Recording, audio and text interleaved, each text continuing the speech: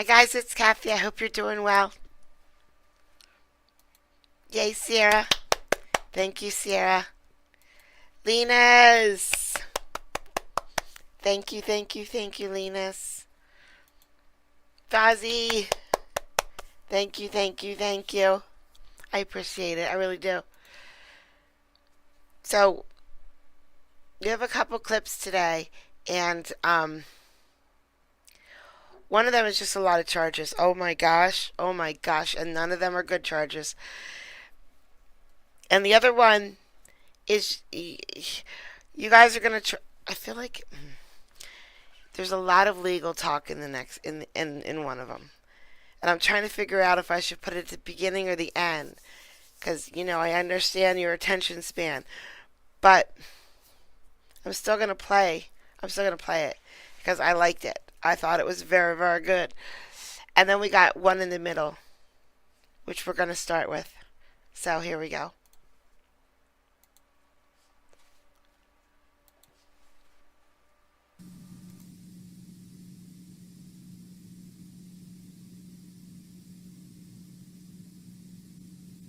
We're here today in the state of Ohio versus Javon Rogers, aka Javon Rogers. Case number 25CR000096. Defendant is present in open court today with his counsel, Chad Mulkey. Your Honor, we're here today on a one-count information that was filed on February 24th of 2025. That one count being theft, a felony of the 5th degree. It's the state's understanding today that the defendant will waive his right to indictment, will plead guilty to the one count in the information. We will ask to defer sentencing for a pre-sentence report and victim impact statement, and that there's no sentencing agreement. And that's the state's understanding at this time. Thank you. Thank you. Mr. Mulkey, is that accurate? All accurate, Your Honor. Thank you. And Mr. Rogers, were you able to hear what the prosecutor had to say regarding what she believes your intentions are here this morning? Yes, sir. She indicated to the court she believes it's your desire to waive your right to have this case presented to a grand jury, and I'm going to explain in a minute what that means. Yes, sir. You're then going to plead guilty to the charge and the information which was filed, which I will also go over with you to make sure you understand that. Yes, sir. We then defer sentencing to a later day to get some evaluations completed, come back on a future day for sentencing where there's no agreement between the parties regarding any recommendations. Each side is free to recommend to the court whatever sentence they believe would be the right thing to do. Is that your understanding of the discussions that took place between your lawyer and the prosecutor and what you want to do here today? Yes, Your Honor. Well, before I could accept your plea, I need to make sure you understand everything we're doing here. I need to make sure you understand what it is you're charged with and pleading guilty to, the rights you have that you give up by pleading guilty, as well as all the possible penalties you face. So for me to determine all those issues, I'm going to ask you a series of questions. If at any time you have any questions for me, want me to clarify anything, if you want a moment to speak with your lawyer to ask him questions, or if you want to ask me questions, make sure you let us know that. We need to make sure you understand everything going on, all right? Yes, Your Honor. All right, let's get started then. How old are you, sir? 33. Are you able to read and write the English language? Yes. Do you have any difficulty with that or difficulty understanding what you read in the English language? No. Are you a U.S. citizen? Yes, Your Honor. Now, before you came into court here this morning, have you any drugs or alcohol of any kind? No, sir. What about within the last 48 hours? Yes, sir. What's that? Marijuana. When was that? I know, I suck. A few days ago. He's in Ohio. He knew he had court. He knew he was being sentenced. Oh, man. Sorry? A few days ago. Was it within the last 48 hours? Last 2 days? Yes, sir. No, not within the last 2 days. I'm sorry. It was a few days ago. I'm sorry. Well, I don't know what a few days is. So was it, when was it? The beginning of the week, Monday. I'm sorry. Okay. So nothing since Wednesday morning? Monday morning, yes, sir. Nothing since Wednesday morning then? Oh, no. What about prescribed medication? Anything there? No, sir. Are you under the influence of marijuana right now? No, sir. Or any other drugs or alcohol or medications? No, Your Honor.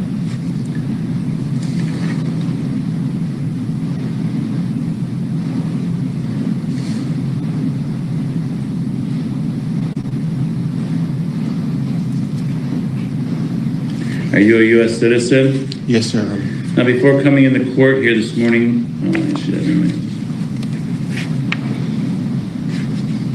now, did you receive a copy of the information that was filed in this case, the document that sets forth the charge you're accused of committing, what you're going to be admitting to? Yes, Your Honor. And you had a chance at some point to look that over? Yes. Now, in that information, what's alleged here and what you're admitting to is that... No, it's just glow. What is your name? Javon Rogers, Yes, J-A or J-E? It's J.A. J-A-V-O-N and Yes, sir. Rogers with no D? Right, yes, Your Honor.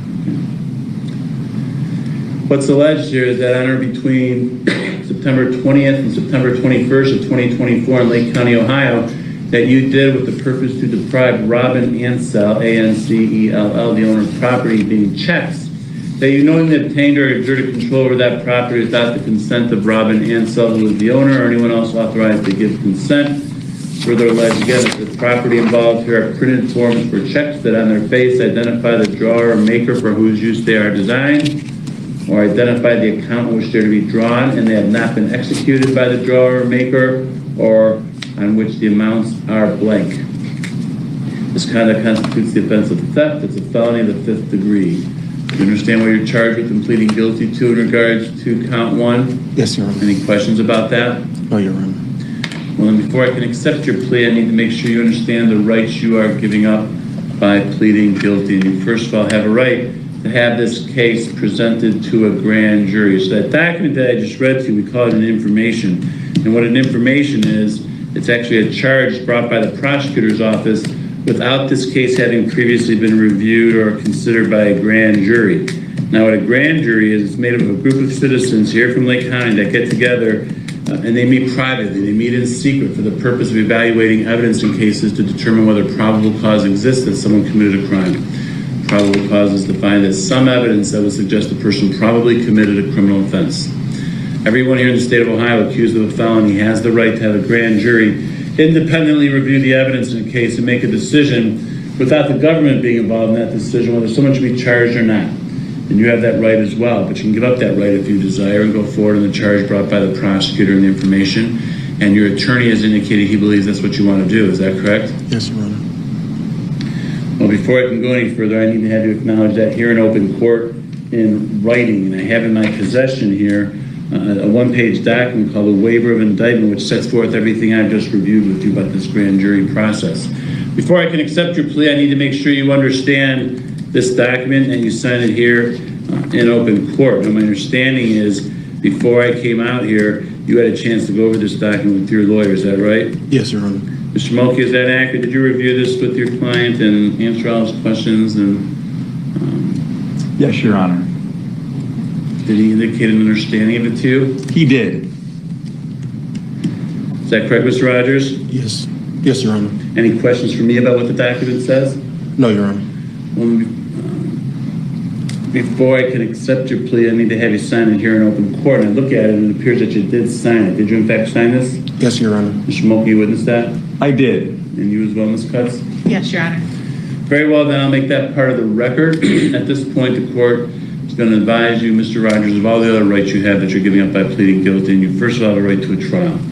Now, a trial could be to me as a judge, or I listen to all the evidence and I make that decision whether you're guilty or not guilty, but you also have a constitutional right to have a jury trial, which would be in front of 12 citizens here from Lake County who would listen to all the evidence each side wanted to present. The jurors would consider and weigh all that evidence, and then the jurors would make that ultimate decision.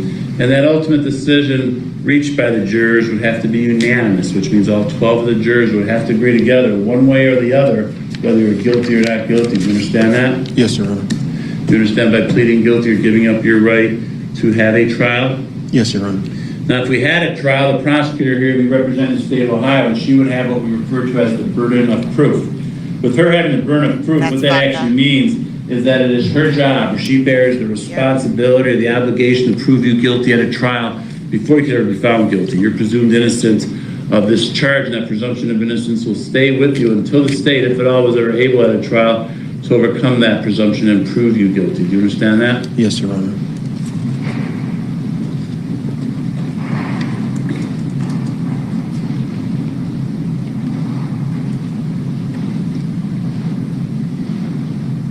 Now, when I speak of this burden of proof, since it's a criminal case, the burden is what we refer to as proof beyond a reasonable doubt, which is the highest burden we have in our justice system. And what it means, it's the amount of the evidence or the quality of the evidence the state would have to present at a trial to prove you guilty. So in this case, the state would have to present evidence to prove each element or each part of the charge beyond any reasonable doubt before you could ever be found guilty of the charge. You understand that? Yes, Your Honor. You understand by pleading guilty, you're giving up your right to make the prosecutor prove you guilty beyond a reasonable doubt at a trial? Yes, Your Honor. Now, in order to do that, or at least in order to try to do that if we had a trial, the prosecutor would bring witnesses to come into court to testify for the state by answering questions from the prosecutor.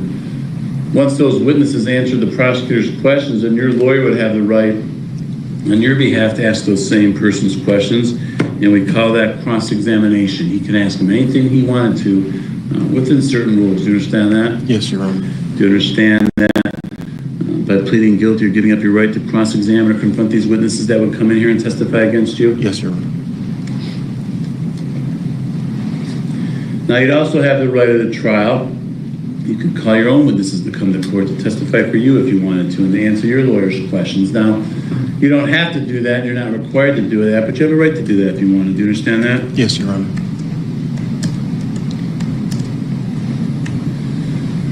Further, I have a right to request this court issue an order that we call a subpoena, which would force or make someone come to court and testify on your behalf and answer your lawyer's questions if that person didn't want to come in voluntarily on their own. Do you understand? I'm going to start skipping the whole first part because we've already heard it a billion times and just get to the meat. Now, Yes, Your Honor. you realize you're giving up that right. Yes, Your Honor.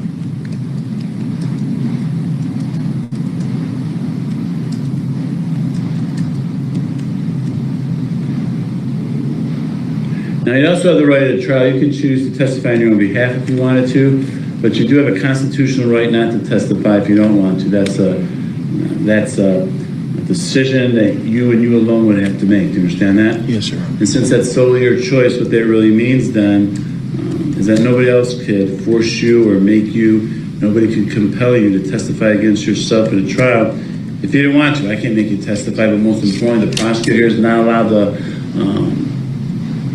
call you as a witness and make you get up on the stand and testify. Your own lawyer can't make you testify if you didn't want to. Do you understand that? Yes, Your Honor. Lastly, if we were to go to trial and you were found guilty of this charge, you'd have the right to appeal or challenge that guilty finding to a higher court that sits above me and reviews my decisions. By pleading I am Bill Henderson. guilty here today, you're giving up or waiving any right you have to appeal a guilty finding. This court will enter if your plea is accepted, as well as any other issues you could have raised or brought to my attention up to this time. Do you understand that? Yes, Your Honor. All right, well, do you have any questions at all about these rights we've just discussed? These are all the rights you have and all the rights you're giving up by pleading guilty. Any questions? No, sir. You understand them all? Yes, Your Honor. You still want to plead guilty? Yes, sir. Do you understand that a guilty plea is a complete admission of guilt, which means you're admitting to the facts being alleged by the prosecutor? We're not going to argue you didn't do it or it's someone else's fault or anything like that. Do you understand that? Yes, Your Honor. Further, as a result of pleading guilty, the effect of that plea is that you'll be found guilty by the court, and then you will subsequently, on a future day, be sentenced by the court. Do you understand that? Yes, Your Honor. Now, as far as sentencing goes, you're pleading guilty to a felony of the 5th degree. This offense is punishable by a possible term in prison of a minimum of 6 months, a maximum of 12 months, or any whole number in that range of 6 to 12. Do you understand that? Yes, sir.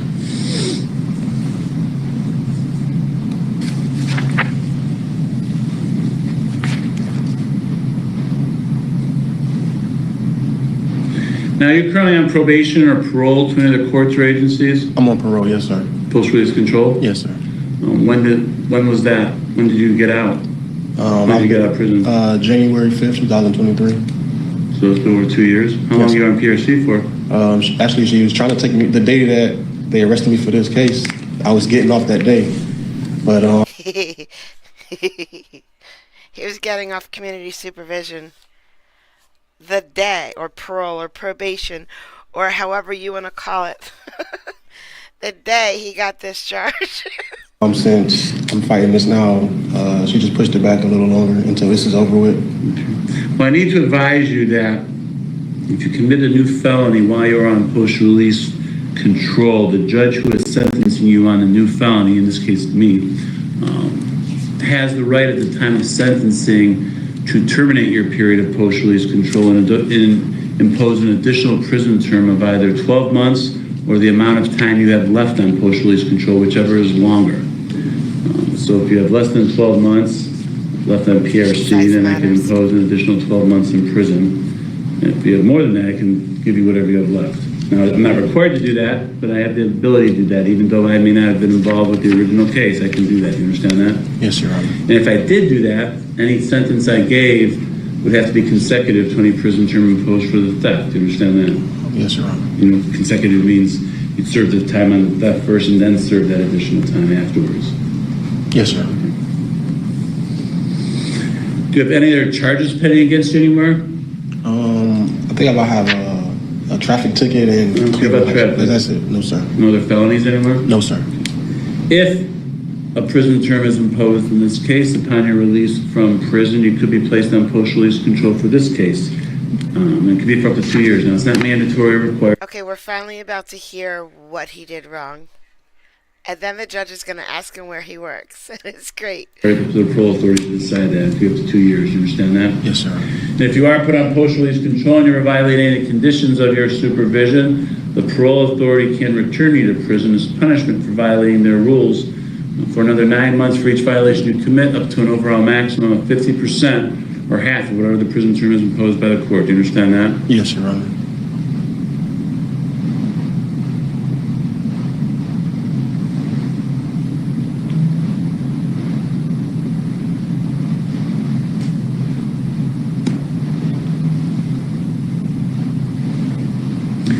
Now, aside from the possible prison sentence, there's other sanctions that could be ordered. You could be fined up to $2,500. You could be ordered to pay court costs. You could also be ordered to reimburse the county for any costs of confinement, community supervision, or treatment, if any that were applicable. Do you understand that? Yes, Your Honor. You could also be ordered to pay restitution if that's applicable to any victim for any economic loss any victim may have suffered as a result of the conduct involved. Do you understand that? Yes, Your Honor. Now, a few moments ago, I explained the possible prison sentence you face. I used the word possible because prison is not mandatory in this case. You are eligible for probation, or what we refer to as community control sanctions. Do you understand that? Yes, Your Honor. Do you understand that just because you're eligible doesn't mean you'll automatically be put on probation? It means I will consider that if that's what you're asking for. I'll look at all the information that gets presented. Then I'll make the decision I think is the right thing to do. Do you understand that? Yes, Your Honor. Hey, Bill, I was wondering, would you ever consider trying to sing Sound of Silence on your stream? I think you would do well at that. Now, if you are put on community control, it could be for up to 5 years of supervision. And as a judge, I do have the discretion to order a wide variety of rules or conditions for you to follow. One of the conditions could be an order that you serve a term in the Lake County Jail of up to 6 months, the condition of your probation. You understand that? Yes, Your Honor. Further, if you were on probation, this court never violated any of the conditions of your supervision, we would have a hearing to see if you're what we call a probation violator. If it was determined that you were, I could extend your probation up to 5 years if it wasn't originally 5 years. I could impose more restrictive sanctions against you, or I could terminate your probation and send you to prison. If I did it at that point, again, it could be 6 to 12 months in prison, and that could be consecutive to any other sentence you may be serving at that time for something else, or that you're being sentenced to at that time. You understand that? Yes, Your Honor. Lastly, when we do come back here for sentencing, you're going to have the right at that time to say anything you want.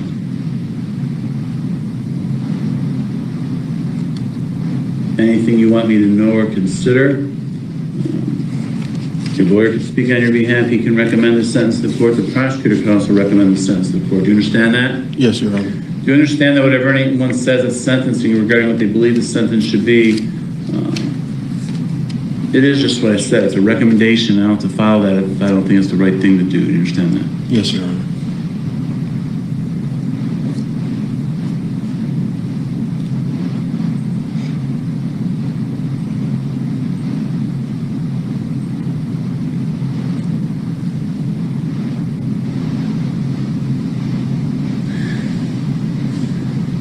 All right, well, do you have any questions for me then regarding Anything we just talked about, the possible penalties you face by pleading guilty? You No, Your Honor. understand all the possible consequences? Yes, sir. Do you still want to plead guilty? Yes, Your Honor. Have you had enough time to discuss this case with your lawyer and have him review the reports with you, discuss the issues, and answer your questions? Yes, Your Honor. Are you satisfied with the advice and counsel of your lawyer? Yes. Has he or anyone else made any promises to you about what's going to happen at sentencing, which is inducing you to plead guilty? No. Have you been threatened or coerced in any way to plead guilty? No, sir. Are you entering this plea freely and voluntarily? Yes, sir. All right, then. Do you have any questions for me at this time regarding anything we've just discussed? The rights you're giving up, penalties you face, what you're pleading guilty to, anything at all? No, Your Honor. Do you need any more time to speak with your lawyer before we go forward with your actual plea of guilty? No, Your Honor.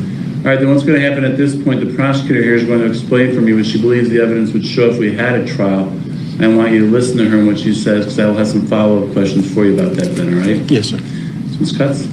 Thank you, Your Honor. Had this matter proceeded to trial, the state would have proven beyond a reasonable doubt that on September 25th of 2024, Eastlake Police Department responded to 1771 East 337th Street in Eastlake Lake County, Ohio. Officer met with Robin Ansell, who indicated that on September 20th of 2024, she was moving from an address in Perry Lake County, Ohio on White Oak Court to the current address in Eastlake Lake County, Ohio. She had paid armbruster. You know what I'm allowed to do that radios are not allowed to do? I'm allowed to play police sirens. Oh, Bill, I got so close right there. The only reason why I did not play a police siren while you're driving is because I know how annoyed I would get. I would not be happy. I would not giggle. I would be annoyed if someone played a police siren while I was trying to drive my car. That's why the radios aren't allowed to do it. So I'm not going to, but man, I wanted. Moving and storage to move her belongings. They were at her residence helping her move Good job, on September Kay. 20th and September Keep 21st going. of 2024. Hate On this that. date, she had looked at her bank account and found that two of her checks 1307 and 1308, were written out and deposited or cashed. The names on the check for 1307 was Javon Rogers for $1,500, and 1308 was for Alexandria Holt for $800. She instantly recognized Javon Rogers as one of the individuals who had been at her home and was one of the movers. She contacted Armbruster and confirmed that. She also went to her bank, which was Key Bank, regarding her checks. She had not written out those checks. They had been blank when they were taken.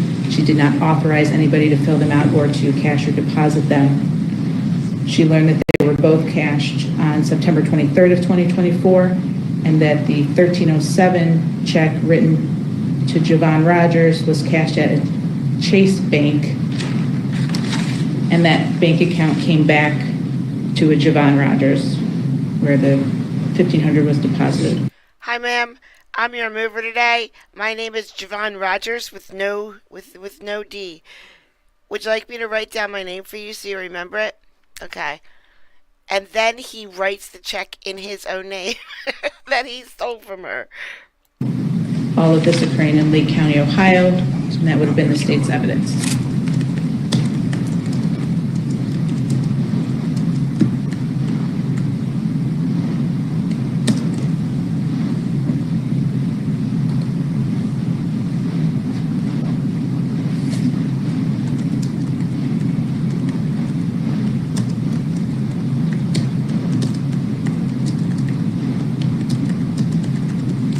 Mr. Rogers, were you able to hear what the prosecutor had to say regarding what she believes the evidence would show if we had a trial? Yes, sir. What, if anything, you have to say about those facts as she presented them? Are they true? Did you do what she said? Yes, sir. Very well, then regarding count one, charging you with theft and felony of the 5th degree, what is your plea at this time? Guilty. I have in my possession at this time a 4-page document called a written plea of guilty and judgment entry, which explains everything I've just gone over with you. Before I can accept your plea, I need to make sure you understand this document, that you sign it here in open court. Now, my understanding is before I came out here, you had a chance to look over this document with your lawyer. Is that correct? Yes, sir. Mr. Mulkey, is that accurate? Did you review this with your client and go over it with him? Yes, Your Honor. Did he indicate an understanding of it to you? Yes, Your Honor. No matter how much evidence is against me in this, I would plead not guilty. and I would say someone else definitely did this. It wasn't me. Why would I write my own dang name on the check? That would be my defense. That would be stupid, wouldn't it?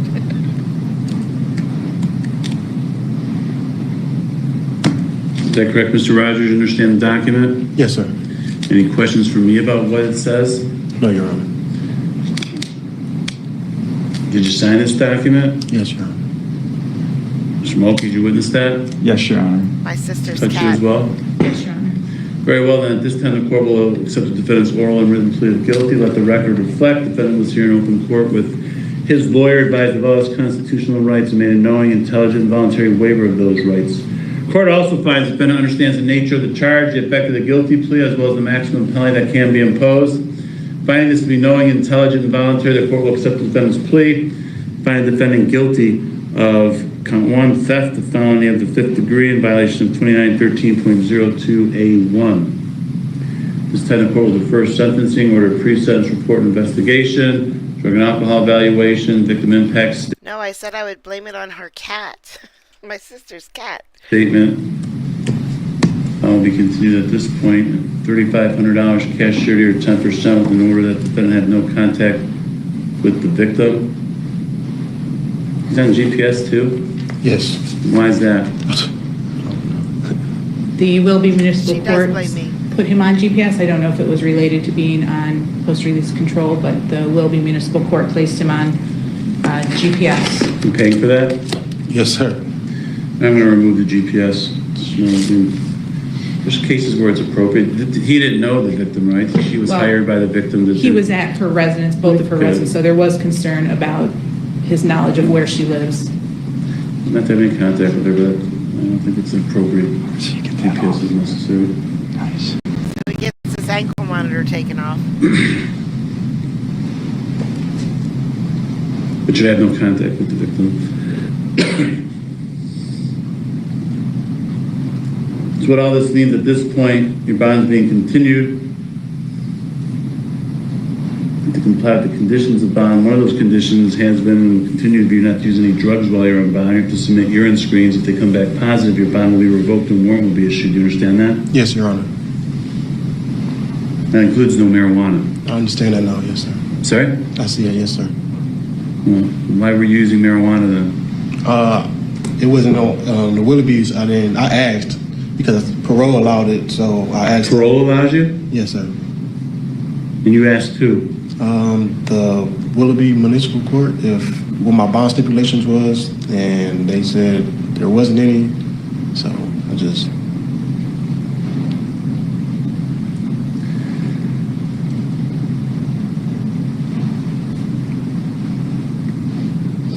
So you thought you could use drugs? Just marijuana, that's all. Yes, sir. Only because my parole You gonna test allowed. positive for anything else? No, sir. Plot twist. My sister never ever committed any crimes. It was all me. You working? Yes, sir. Where? Corrigan's moving system. Huh? Corrigan moving system. Is this the same moving company you were working for when this happened? No, a different one.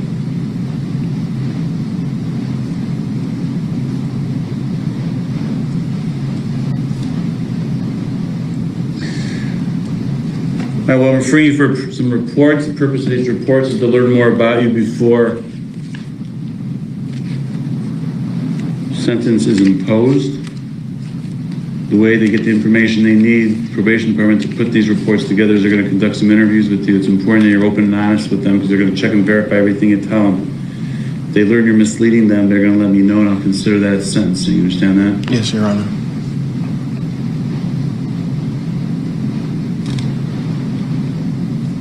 All right, so you're going to leave here now. You're going to go to the probation department, fill out some initial paperwork, get your dates to come back for the interviews. So make sure you go there when you leave here today. Hold on, the judge is going to ask him a good question in just a second, unless I missed it, which is possible. But I wanted to show you something. This right here is, it's my sister's rap sheet right here. I know you can't see it well, but you don't have to see it well. Ready?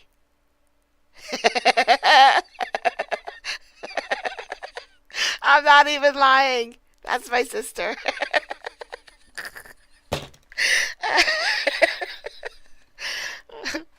Yes, sir. And then also make sure you go back when you're supposed to for those interviews, because if you don't cooperate with them in that regard, then they can't complete the reports, and without the reports, I can't even consider probation as an option. And if you go over there now, they'll also make the arrangements to get that bracelet off. Okay, thank you. All right, is there anything else for the record at this time? Mrs. Spence? No, thank you, Your Honor. Mr. Mulkey? Your Honor, I'd just like to put on the record that I have explained to him to head immediately over to probation right from this courtroom. Your Honor, normally I like to escort my clients when I'm able to do so. I have another upcoming Do you know where it is? case. Yes, sir. Okay, third floor. Thank you, Judge. Nothing further. All right. I did. I missed it when he asked the question. He said, "Where do you work?" I work for blah blah blah movers. He still works for movers. It's a different mover though, guys. That's why it's okay. I turned her in for Grand Theft Auto when she was 14. I didn't know I was turning her in, but I did turn her in. I called the police. And the person who stole the car that she was with, I called on her, but I didn't know my sister was really the one who did it. She went away for a while for that one. Okay. Next. I don't know why. I'm going to show you a 2-minute clip that has absolutely nothing to do with court at all. It's a TikTok, I think. It could be a YouTube. I don't know. I was scrolling somewhere on an app. I don't know what app. And I thought of both Michael and Fozzie at the same time when I was watching this clip. It's 1 minute and 51 seconds. Every time we had church at our house when I was growing up, Mom would buy a 5-pound bag of these thick pretzels, and we would dump them out in a bowl. Then we'd get a smaller bowl, and we'd take some cheddar cheese powder, and this oftentimes comes in orange, but that just means it has food coloring in it, so I got the white. Measure some out in your bowl. Then we're also going to measure out some ranch dressing mix. I put this in this can myself, so it comes in packs, but I just put it in a can. And then this is optional, but I like just adding the teeny tiniest bit of red pepper. And last, we're gonna add some cooking oil. You can use whatever oil you want. Vegetable oil works great. I'm using avocado oil. I'm sure you could use olive oil too. And we're just gonna mix that all together. Once you have that all mixed together, pour it over your pretzels. And then we're gonna mix these together until the pretzels are all coated in that dressing. And the reason Mom made these when we had church is because people would always come to our house for church, and then in the afternoon they'd stay for a little while and we'd give them snacks, and this was one of the snacks we handed out. Once you have all your pretzels evenly coated, we're gonna dump them out on a cookie sheet and make sure you spread them out evenly. And if you're making a full batch of this, like in the recipe, you should use 2 cookie sheets. I'm only making half of a batch. And then we're gonna stick these in the oven and toast them for a little bit. Once those are toasted to your liking, take them out of the oven, and they should look something like this. And we're gonna cool these down completely before we put them into a container. Let's eat a couple of them and make sure they're good.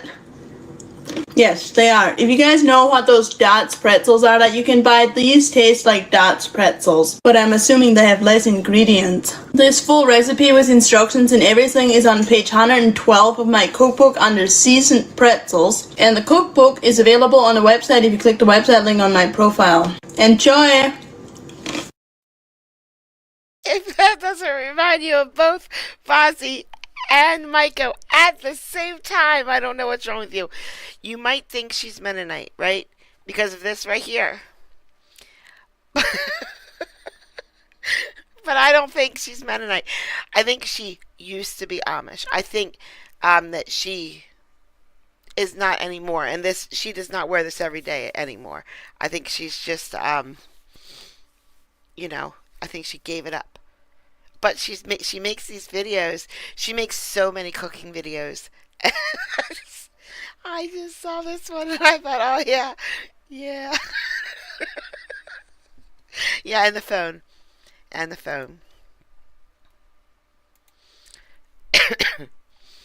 That is a fashion statement. She made that herself, Okay. We're gonna go to the good one next instead of leaving it for last. This guy has so many charges. Oh my God! Yeah, she gave it up for land. Yeah, and she has little videos of the of her leaving too.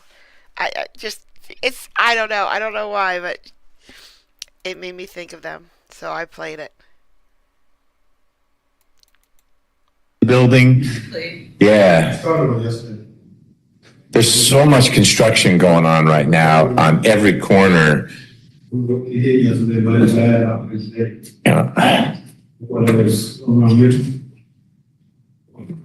Well, my apartment is, I can stay here for another 42 minutes. Beyond that, I've extended all I can extend. All right, well, we're going to take care of things. Mr. Abate, are you ready? Yes, sir. I love his voice. Like, he commands attention when he speaks because his voice is so powerful. And normally McBurney is the star of our show. But no, yeah, because Amish will not allow you to take their photo. They really won't. Trust me, I live with them. They do not want you to take their photo. I remember I saw the cutest. Anyway, it doesn't matter. I see Amish in great pictures sometimes, and I will not take their picture, and it's sad because I have the greatest little scenes that I won't. But anyway, this guy is the star of today's show. You even sort of forget you're in McBurney's courtroom a lot of the time, until he talks, because this guy is the star of the show. He's not crazy well, he's definitely crazy, but he doesn't do anything crazy. He just wow. Ms. Rivers, can you hear us? Yes, I can. Good afternoon. Good afternoon. All right, let's get on the record. This is State versus Edward Cherry, and I believe we are handling, I have 4 cases on the calendar. Are we handling all 4 today? Yes? All right. That's all it is. I just wanted to confirm it wasn't a fit. Okay. That is an awesome idea. Yes. Okay. Next time I'm on Bill's stream, I'm gonna dress up like an Amish lady. I'm aware of this. Okay. The lead case, and I say lead only because I think it's the one that controls the others, is 24 SC 002881. But Mr. Cherry is charged in each of the 4 cases. He's here in court with his lawyer, Ms. Cabrera. Mr. Abate is here for the state. And Mr. Cherry, it's my understanding that after having had time to think about it, work with your lawyer, have your lawyer work very hard on your behalf, negotiating with the prosecutor, that you have reached a point where you're interested in entering a plea that would resolve all 4 of the cases. Is that correct? Yes, sir. Okay. The way that's going to work is that in just a moment, Mr. Abate is going to put you under oath and then ask you some questions. Listen, does anybody have Fozzie?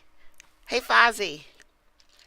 You know how when I'm not ready, you call me and make me ready?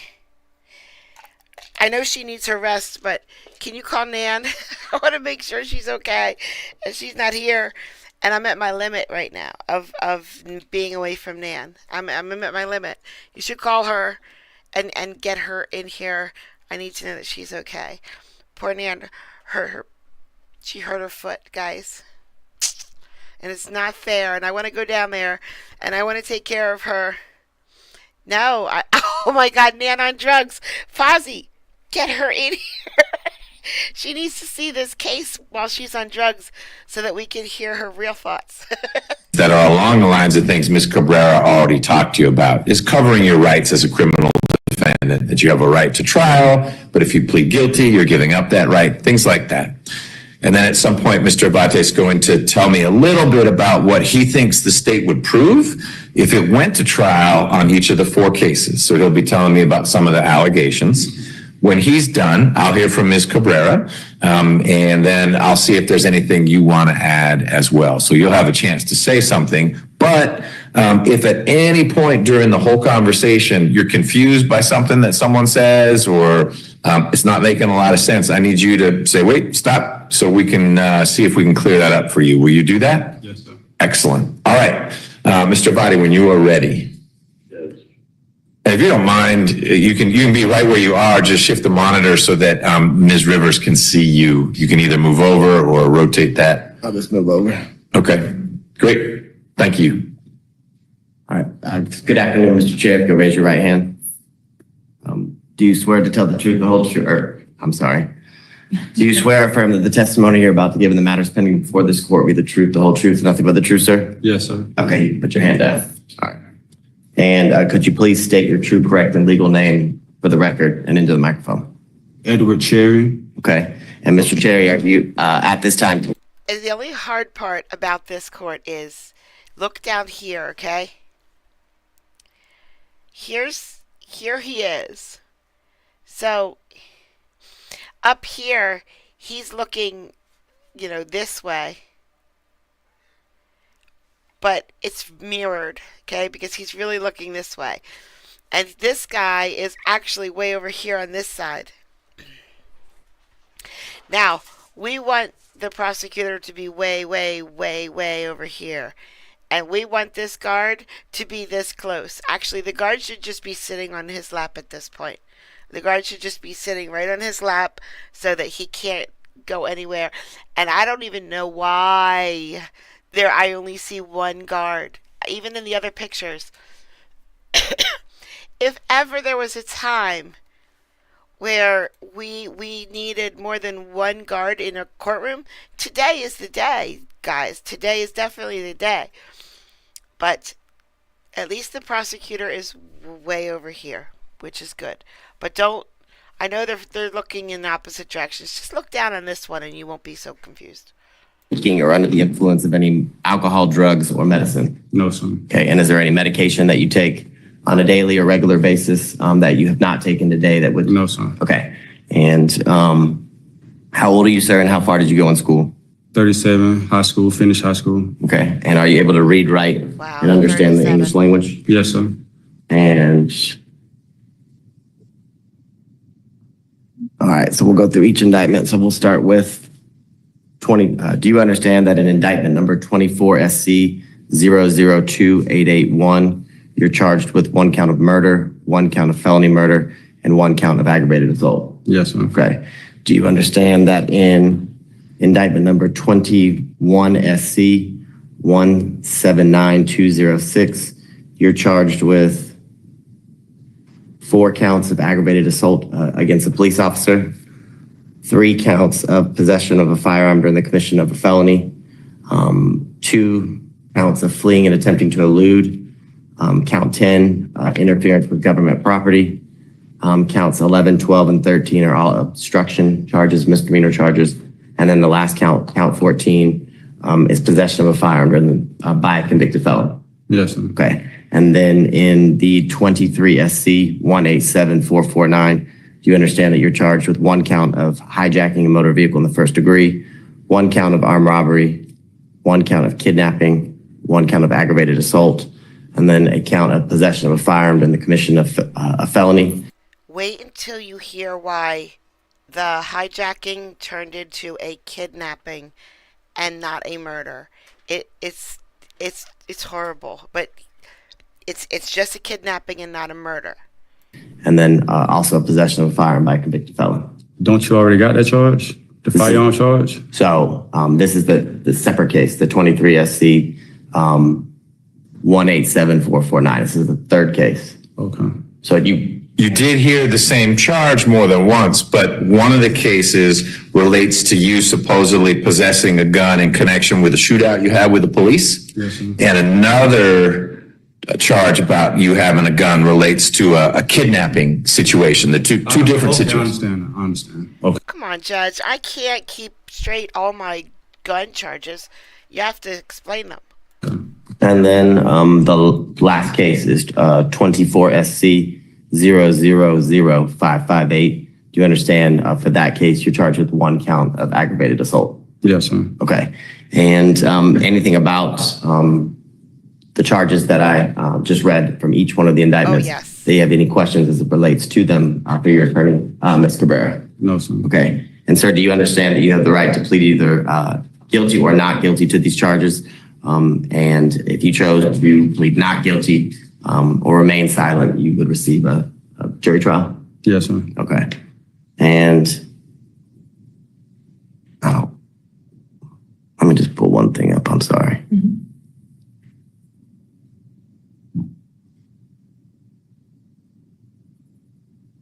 Okay. Have you had enough time to discuss with your attorney all the facts and circumstances of each of the cases that you're pleading guilty to today? Yes, sir. And are you satisfied with the services that Ms. Cabrera has provided? Yes, sir. And Ms. She's Cabrera, do you alive, waive isn't formal she? reading of each indictment for each of Mr. Cherry's cases for the purposes of this hearing? So wait. Do you also waive any and all defects in each of the indictments just referenced a few minutes ago, including any with respect to your client's name for the purposes of this hearing? Also wait. And Mr. Cherry, has your attorney advised you of the minimum and maximum sentence you could receive for each charge that you're pleading guilty for here Yes, sir. today? And I'll start with indictment number 24 SC 002881. Did Ms. Cabrera advise that for counts 1 and 2, murder and felony murder, that the minimum sentence you could receive is life and the maximum you could receive is life without the possibility of parole? Yes, sir. And as it relates to the aggravated assault charge, the minimum is 1 year, the maximum being 20 years. Yes, sir. Okay.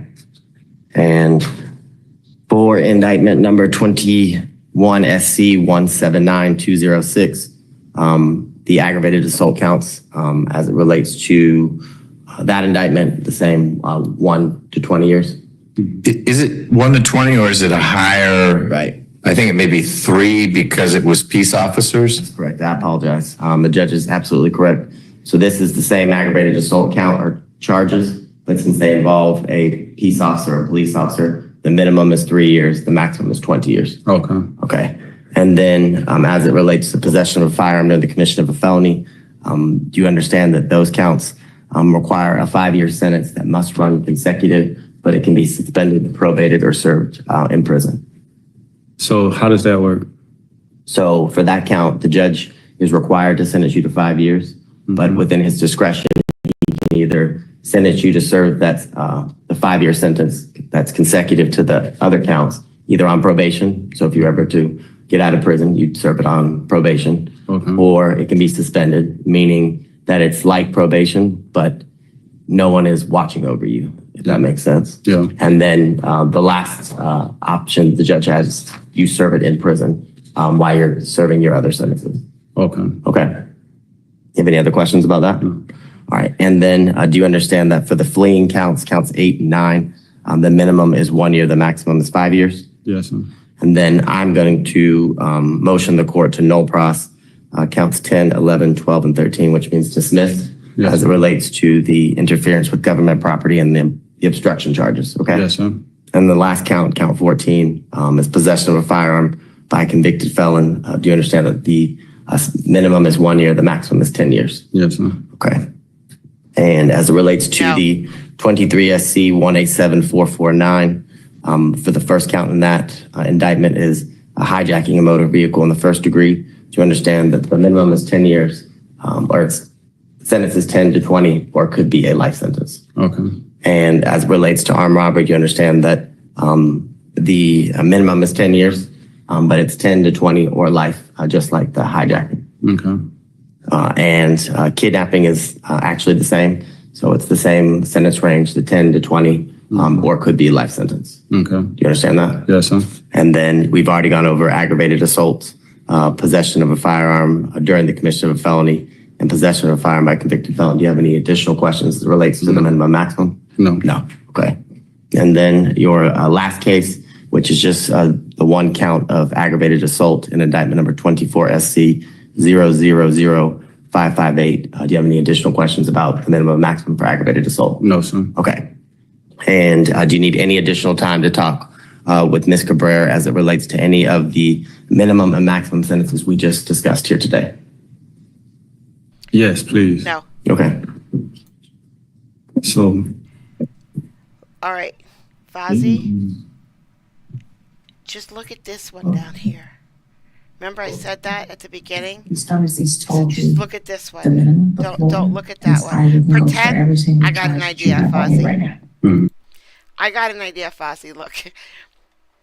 This is her eyes. This is her shirt. You should have no problem not looking up here at all. all right. Are we good? Yes, sir. Okay.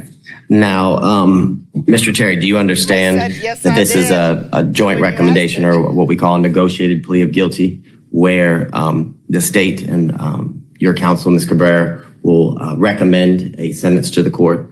But do you also understand that the court is not bound by that recommendation, meaning the court doesn't have to follow that recommendation, and the court can sentence you as he sees fit, meaning he could sentence you to the maximum for each one of the charges you're pleading guilty, and then running the sentences consecutively, which would mean one after another. Okay. Do you understand that? Yes, sir. Okay. And do you have any questions about that? No, sir. Okay. And do you understand that this plea may be used to enhance sentencing on other convictions, not only in this jurisdiction, Fulton County, but in other jurisdictions, including any federal courts? Yes, sir. Do you also understand that if you're not a United States citizen, a guilty plea will affect your immigration status and will result in deportation, regardless of any advice given to you by your attorney or anybody else that you've talked to in the jail? Mm-hmm. Okay. And do you understand that you waive any and all defenses by entering a plea of guilty here today, sir? Yes, sir. And do you understand that by pleading guilty, you're giving up the following rights? I'm going to read you a list of rights, okay? You're giving up the right to a trial by jury, the right to remain silent and to not incriminate yourself, the right to confront witnesses against you, the right to the assistance of counsel hired by you or court appointed if you are unable to afford an attorney at the trial of your case, the right to the presumption of innocence, the right to testify on your own behalf and to present other evidence, the right to subpoena witnesses and to compel the production of evidence, the right to have the charges proved beyond a reasonable doubt by the state of Georgia, and the right to appeal the right to appeal if convicted of these charges after trial. Do you understand that you're giving up or waiving all of those rights by pleading guilty here today, sir? Yes, sir. And do you have any questions about any of the rights that you're waiving or giving up here today by pleading guilty? No. Okay. And Mr. Chair, has anyone forced, threatened, or promised you anything to get you to enter a guilty plea on all of the 4 cases that we referenced today? No, sir. And is it your decision to waive your rights or the rights that we just discussed and enter a guilty plea on each one of the indictments? Yes, 24 SC 002881, 21 SC 179206, 23 SC 187449, and then 24 SC 000558, because you're in fact guilty, sir. Yes, sir. Okay. And we'll start with the first indictment, 24 SC 002881. How do you plead to count 1, murder? Guilty. Guilty. Okay. How do you plead to count 2, felony murder? Guilty. And how do you plead to count 3 of that indictment, aggravated assault? Guilty. And in indictment number 21, SC 179206, how do you plead to counts 1, 2, 3, and 4, which are aggravated assaults against a peace officer or police officer? Guilty. And how do you plead to counts 5 and 6, which are both possessions of firearms during the commission of a felony counts? Guilty. And how do you plead to count 7? It's the same count. I apologize. Possession of a firearm during the commission of a felony. Guilty. And then counts 8 and 9 are both fleeing and attempting to elude. How do you plead, sir? Guilty. And like we discussed, I'm dismissing counts 10, 11, 12, and 13. And then the last count 14, how do you plead to possession of a firearm by a convicted felon? Guilty. All right, in indictment number 23, SC 187449, how do you plead to count 1, hijacking a motor vehicle in the first degree? Guilty. And how do you plead to count 2, armed robbery? Guilty. And how do you plead to the third count in that indictment, kidnapping? Guilty. And count 4, aggravated assault with a deadly weapon. How do you plead, sir? Guilty. And then count 5 is possession of a firearm during the commission of a felony. How do you plead, sir? Guilty. And the last count on that indictment is possession of a firearm by a convicted felon. How do you plead, sir? Guilty. And in your last case, which is 24 SC 000558, how do you plead to the single count of aggravated assault? Guilty. Okay. And is these guilty pleas in each one of the indictments we just read freely and voluntarily given, Mr. Cherry, with full knowledge of all the charges we just talked about against you? Yes, sir. And do you understand that you may only have a limited right to appeal this guilty plea conviction, sir? Yes, sir. Do you also understand that you only have 4 years from today for a felony charge and 12 months from today for a misdemeanor charge to file what's called a habeas corpus petition challenging this guilty plea? Yes, sir. And have you had an opportunity to ask any questions, if you have any, as it relates to a habeas corpus petition challenging this guilty plea with this? Good question. We're going to find out. And we're going to find out why it's kidnapping and not murder. It's, ugh. Nan, I'm so sorry. Oh, Nan. Cabrera? Yes, sir. Okay. And do you have any questions at this time? No, sir. Okay. Your Honor, had the state proceeded to trial, the state would have been able to prove beyond a reasonable doubt in, we'll start with the case 24 SC 002881, the case involving the 2 murder counts on April 4th of 2024 at approximately 6:25 p.m. Mr. Edward Cherry was housed or living at the Fulton County Jail. Yes. Here at 901 Rice Street. He was in the same pod or area with the victim, Mr. Leonard Fortner, just Fortner. Mr. Fortner was actually laying on, I guess they call it at the jail, a boat, so a cot outside of a cell because of overcrowding. And as he was laying there sleeping, the defendant can be seen on the video surveillance at the jail taking what was measured later as a 9-inch shank and stabbing Mr. Fortner first in the chest. Mr. Fortner then does get up and attempts to kind of run through the area of cell block 600. He is unable to escape Mr. Cherry and the shank, and then Mr. Cherry proceeds to stab him an additional 22 times on his head, his chest, and all over his torso and extremities, Your Honor. Due to the extent of the stabbing that Mr. Fortner did receive on April 4th, Dan, this is all we were waiting for. Hold on. This is it.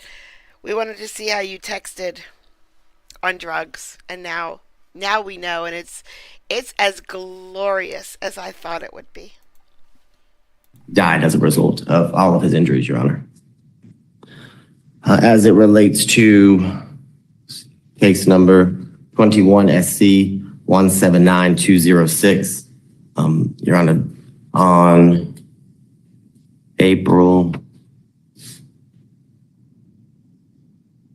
4th, it was 4 years to the day. April 4th, 2020. Yes, Your Honor. Mr. Cherry was traveling in what the officers determined to be a stolen vehicle, which we would later learn was the vehicle that that the charges involve the kidnapping case 23 SC 187449. Was the carjacking of Miss Carter in that other case? Yes, Your Honor. Okay. Because there was So he kidnapped a stranger, just someone who was in their car. be on the lookout for the blue Nissan, Your Honor. The many officers from College Park and Union City, as well as Hateville, spotted the car.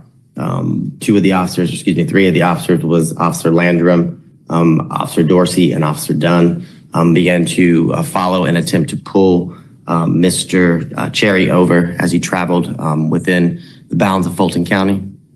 And I apologize, it's a 2010 Honda CRV, not a Nissan. I apologize. Okay. And eventually, GSP also got involved. They were able to do a pit maneuver, causing Mr. Cherry to be forced to stop the vehicle. As soon as the vehicle came to a stop, Mr. Cherry came out of the vehicle and began firing his weapon in the direction of Officer Landrum, Dorsey, and Dunn, actually striking Officer Landrum twice, once in the chest, but luckily he had a bulletproof vest on. But once the bullet hit the bulletproof vest, it then ricocheted off the vest and hit him in the neck, causing him to be injured fairly severely and being rushed to Grady Hospital. Luckily, he did survive, and shortly thereafter, Mr. Cherry was then taken into custody and taken to the Fulton County Jail here at 901 Rice Street, Your Honor. As it relates to indictment number 23, SC 187 449. It's the case involving No, you're right. Miss Crystal Carter. And it was the same day, actually April 4th of 2020.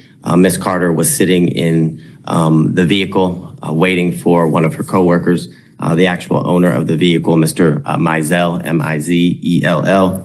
While she was waiting for Mr. Mizell, the defendant opened the driver's side door, held Miss Carter at gunpoint, and then while Miss Carter was in the vehicle and holding her at gunpoint, gets into the Honda CRV and begins driving away with Miss Carter in it. During the travel, while Miss Carter and Mr. Cherry are in the vehicle alone, there's a lot of discussion between the defendant and Miss Carter about ultimately her fate and that he was going to kill her. But ultimately, Mr.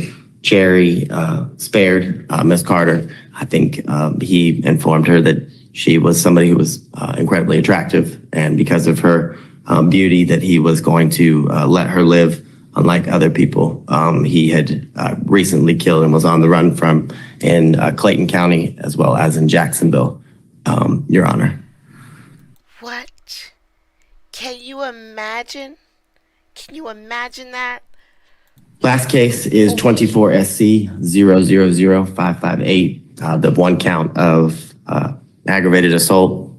It is an additional stabbing in the jail, and the indictment involves Mr. Reginald Bryant and Mr. Cherry, both who were inmates in the Fulton County Jail on September 20th of 2022.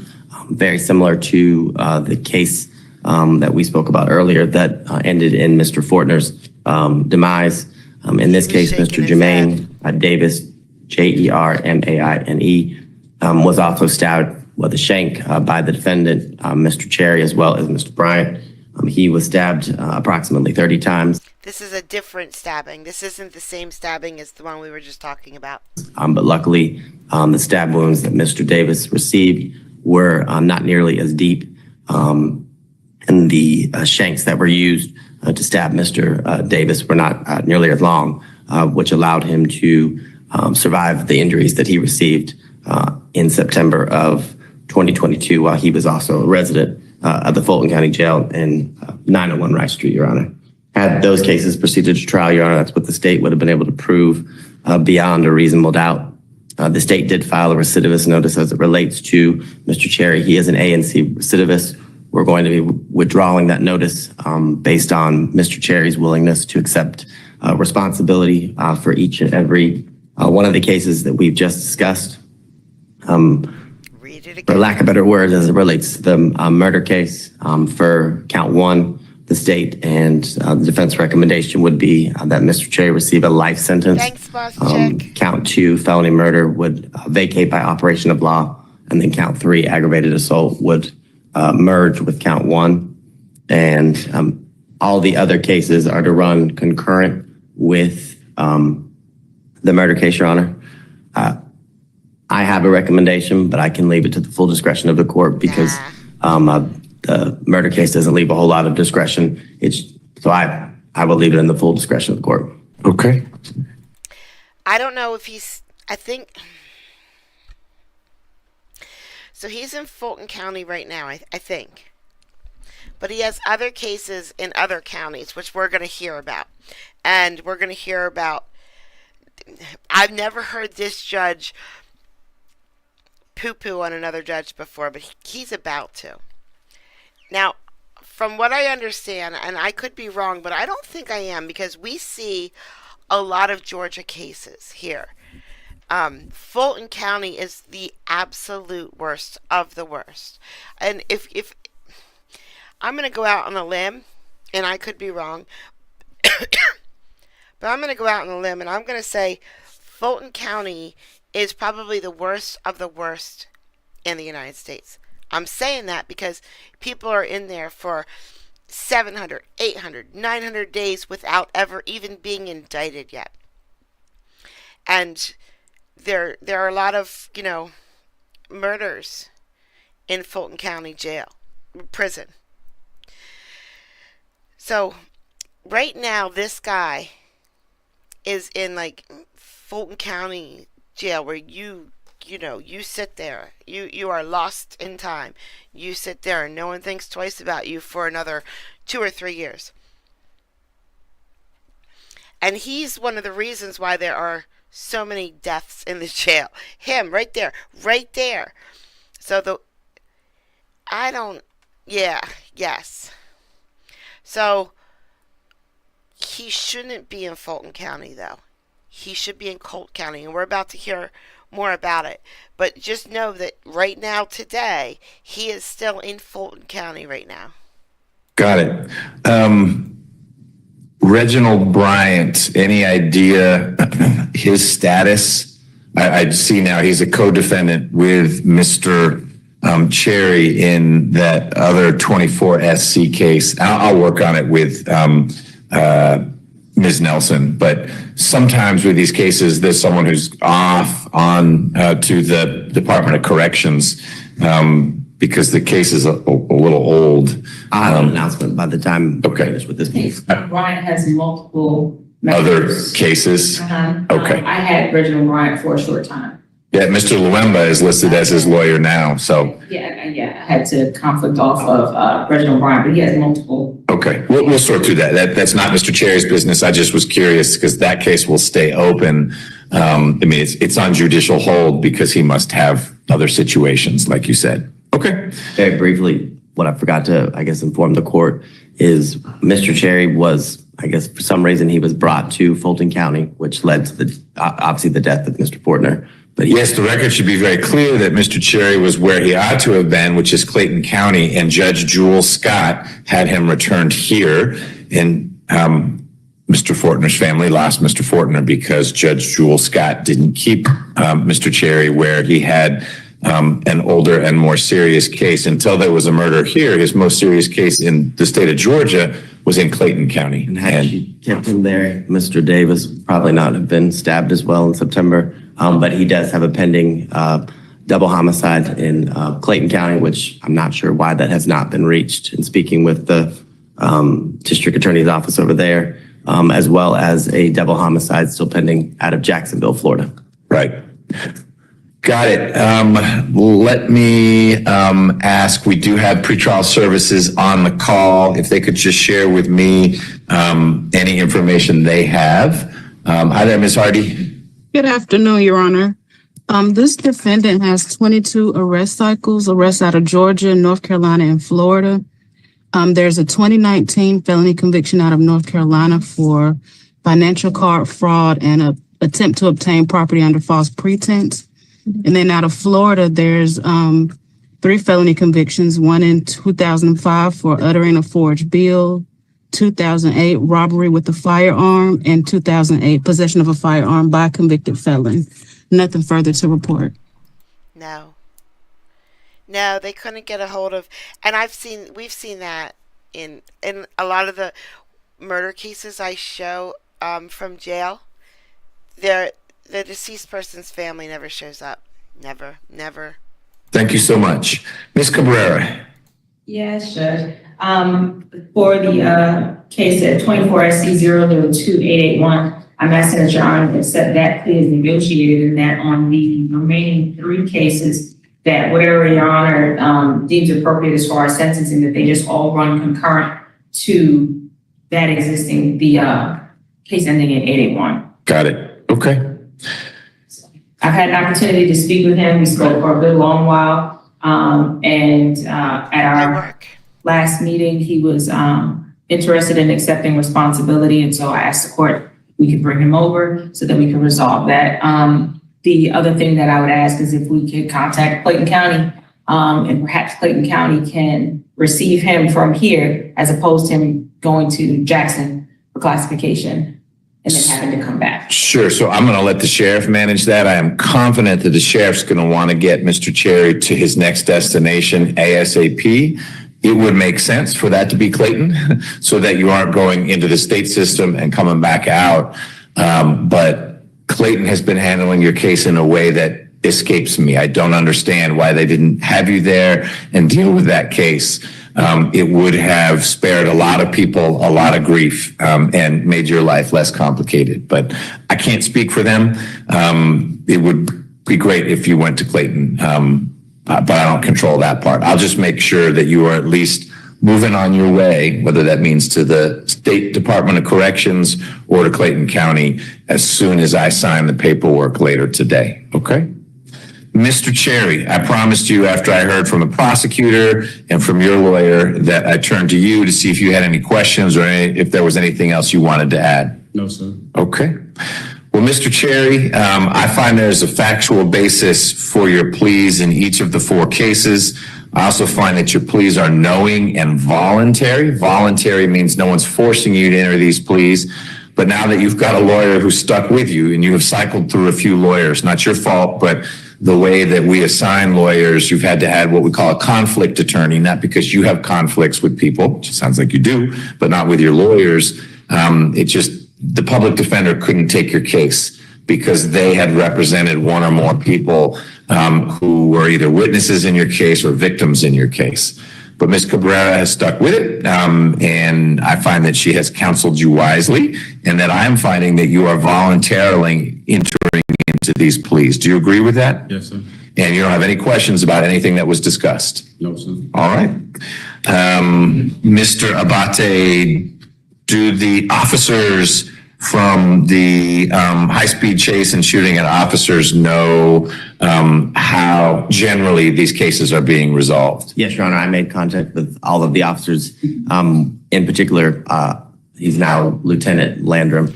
My bad. I was wrong. I thought it was just weird that there's only one bailiff in here. There's another one off camera over on this side. Well, there was.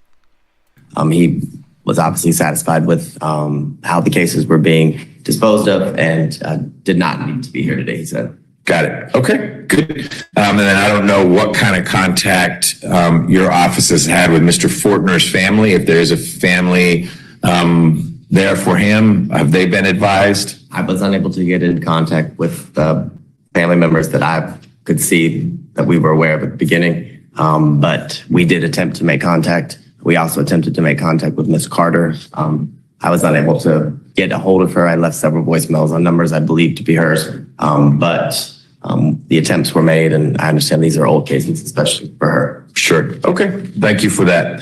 Mr. Cherry, I'm going to march through your sentences now. I'm going to be saying a whole lot of numbers. I will sum it up at the end so you can hear what it all means, okay? But up front, I'm letting you know that your sentences across all 4 cases will run concurrently with each other, meaning at the same time. Okay. For 24 SC 002881, that is the murder of Mr. Fortner at the county jail, your sentence as to count 1 is life imprisonment. Count 2 will be vacated by operation of law, and count 3 merges into count 1. So your sentence on that case is life. You will get credit for the time you've been in, and you have been in for almost 5 years now. Yeah. You went into custody in 2020 and have been in custody continuously. I know you bounce between here and Clayton County, but the clock for your sentence has been running that entire time. In 21 SC 179206, I'm sentencing you to 20 years to serve on each of the first 4 counts. They will run concurrently with each other. Counts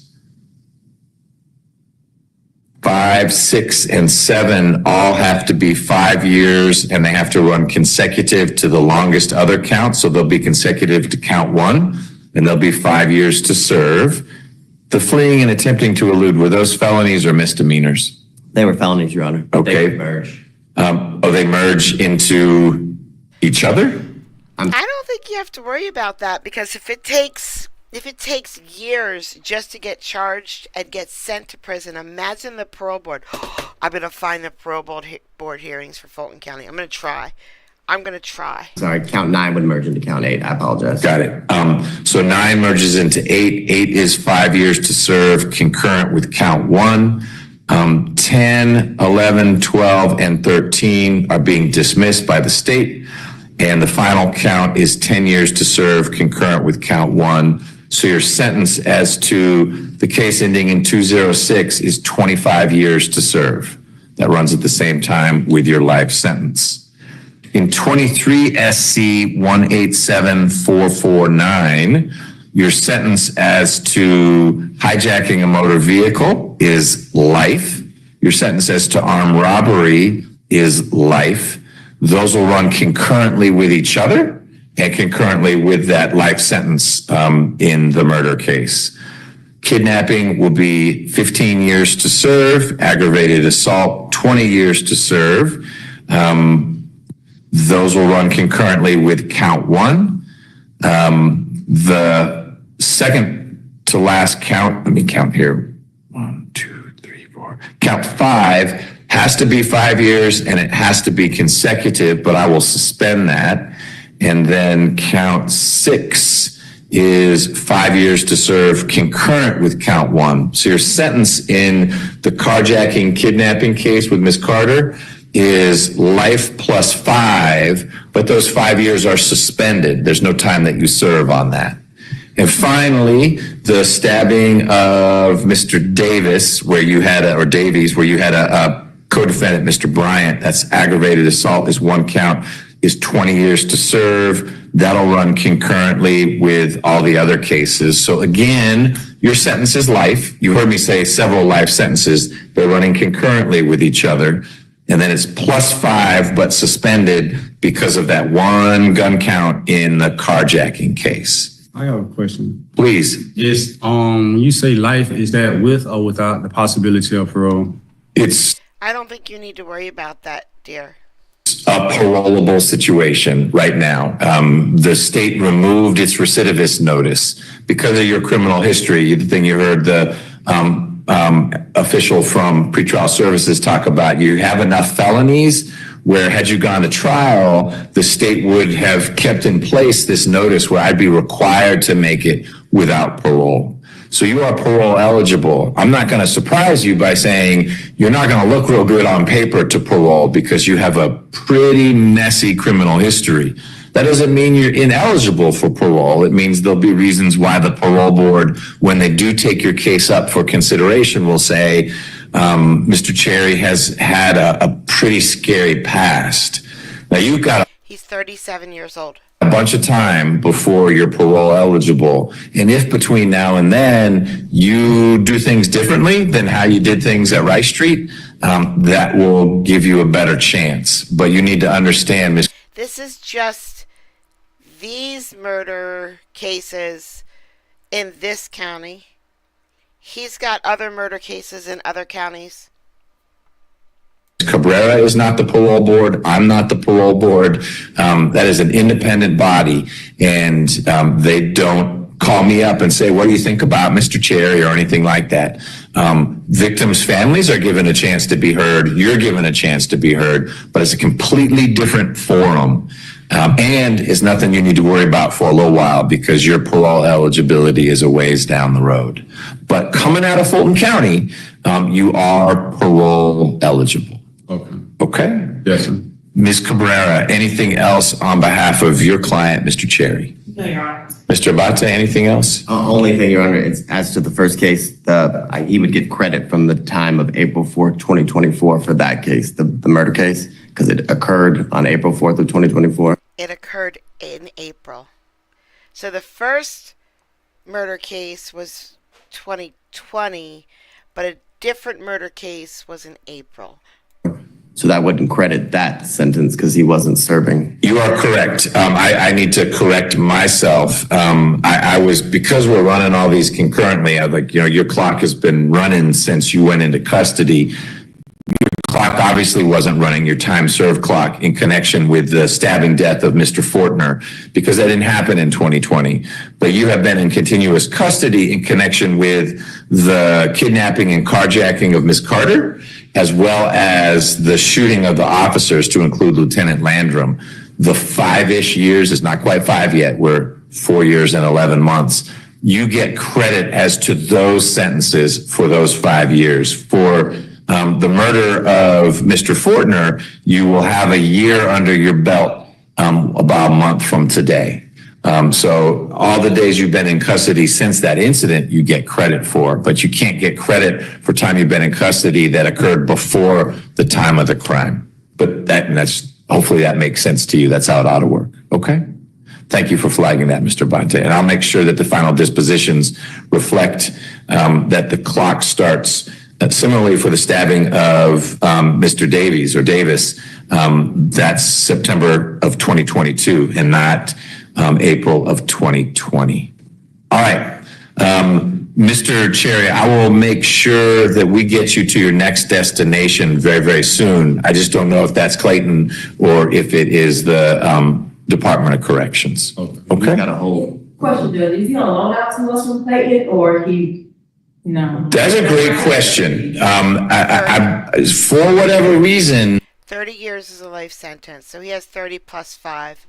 even though the murder in Clayton has to have occurred before all of this stuff because he's been in continuous custody, we have always been able to have to take Mr. Cherry back when Clayton says we're done with him. He's on loan out, he goes back. He go back to Clayton. Right, but I don't think it's loan out because his very first arrest in connection with all this was after the shootout with the College Park police officers. And then after that time, he was indicted in Clayton for something that happened before that. So I think we were loaning him to Clayton and strongly encouraged them to keep him because there was a double homicide there. And at one point in time, there was no murder here because this stabbing in the jail was very, very recent. And so our point was, Clayton, keep him, try the murder. All these other cases will follow on behind that. And a judge there said, nah, he needs to go back to Fulton.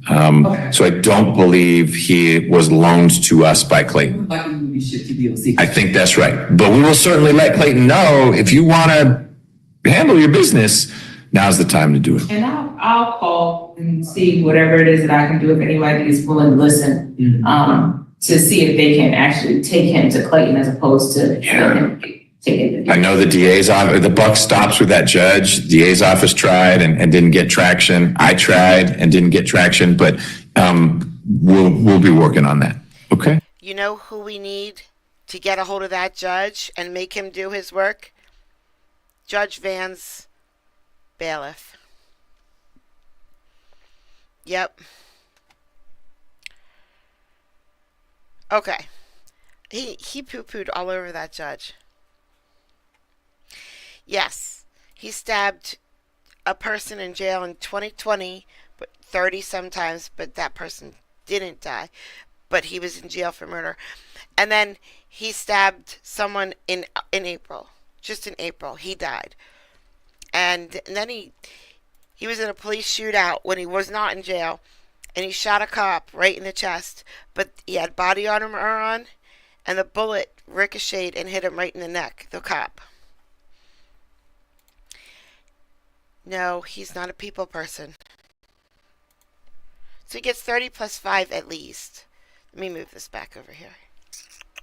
Can't have my tabs over on the screen where you guys can see. I get in trouble for that. I would invite Mr. Cherry to a party only because I have a list. Anyway, yeah, that death is all that other judge's fault. The other judge should not have sent him back, but he did, and that's what happened. Now, okay. We're about to go to a legal. We did criminal.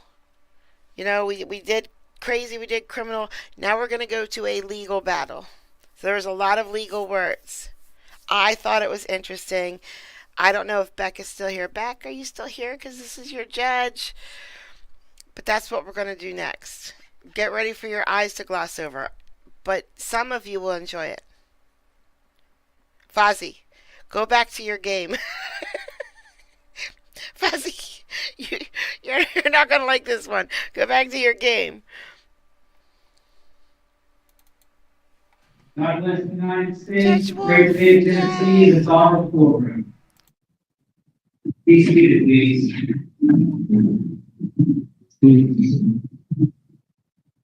No, Mike. Oh. It is good. Party time. All right, good morning. We're going to start with the call of the circuit civil docket.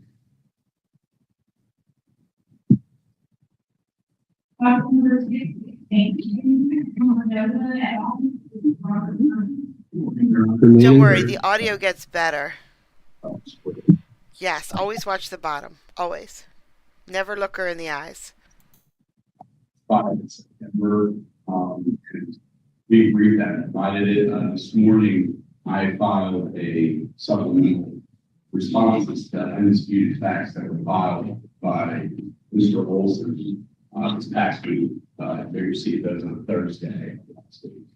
Well, let me hear from Mr. Olson, but obviously if you file something this morning, I'm going to need to pass it on the docket this morning until I've had a chance to review what you filed. If I may, it's not a simple issue to the motion. It's I think if Your Honor allows us to present this motion. Again, I promise the audio gets better very quickly.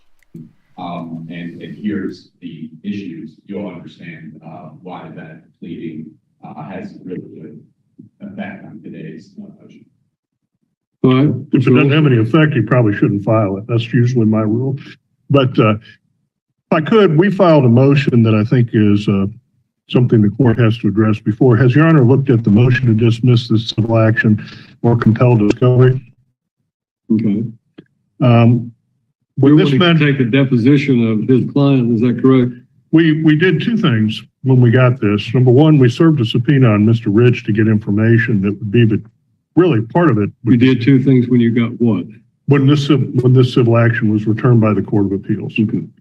We sent subpoena to Mr. Rich seeking information that would assist us with the matters that are presented in the summary judgment. He refused to answer that. Fine. So then we said, okay, well, we'll do it a different way. We will file a motion, not a motion, but a notice of hearing for his client to appear and give a discovery deposition. That was forwarded to him. She was, at the time the original civil action was filed, a Spanish-speaking individual without much English skills. So we retained Nick Perez, who is a frequently appointed by the courts to do interpreter work. We received notice from Mr. Rich that she would not appear, that he would not allow her discovery deposition to be taken.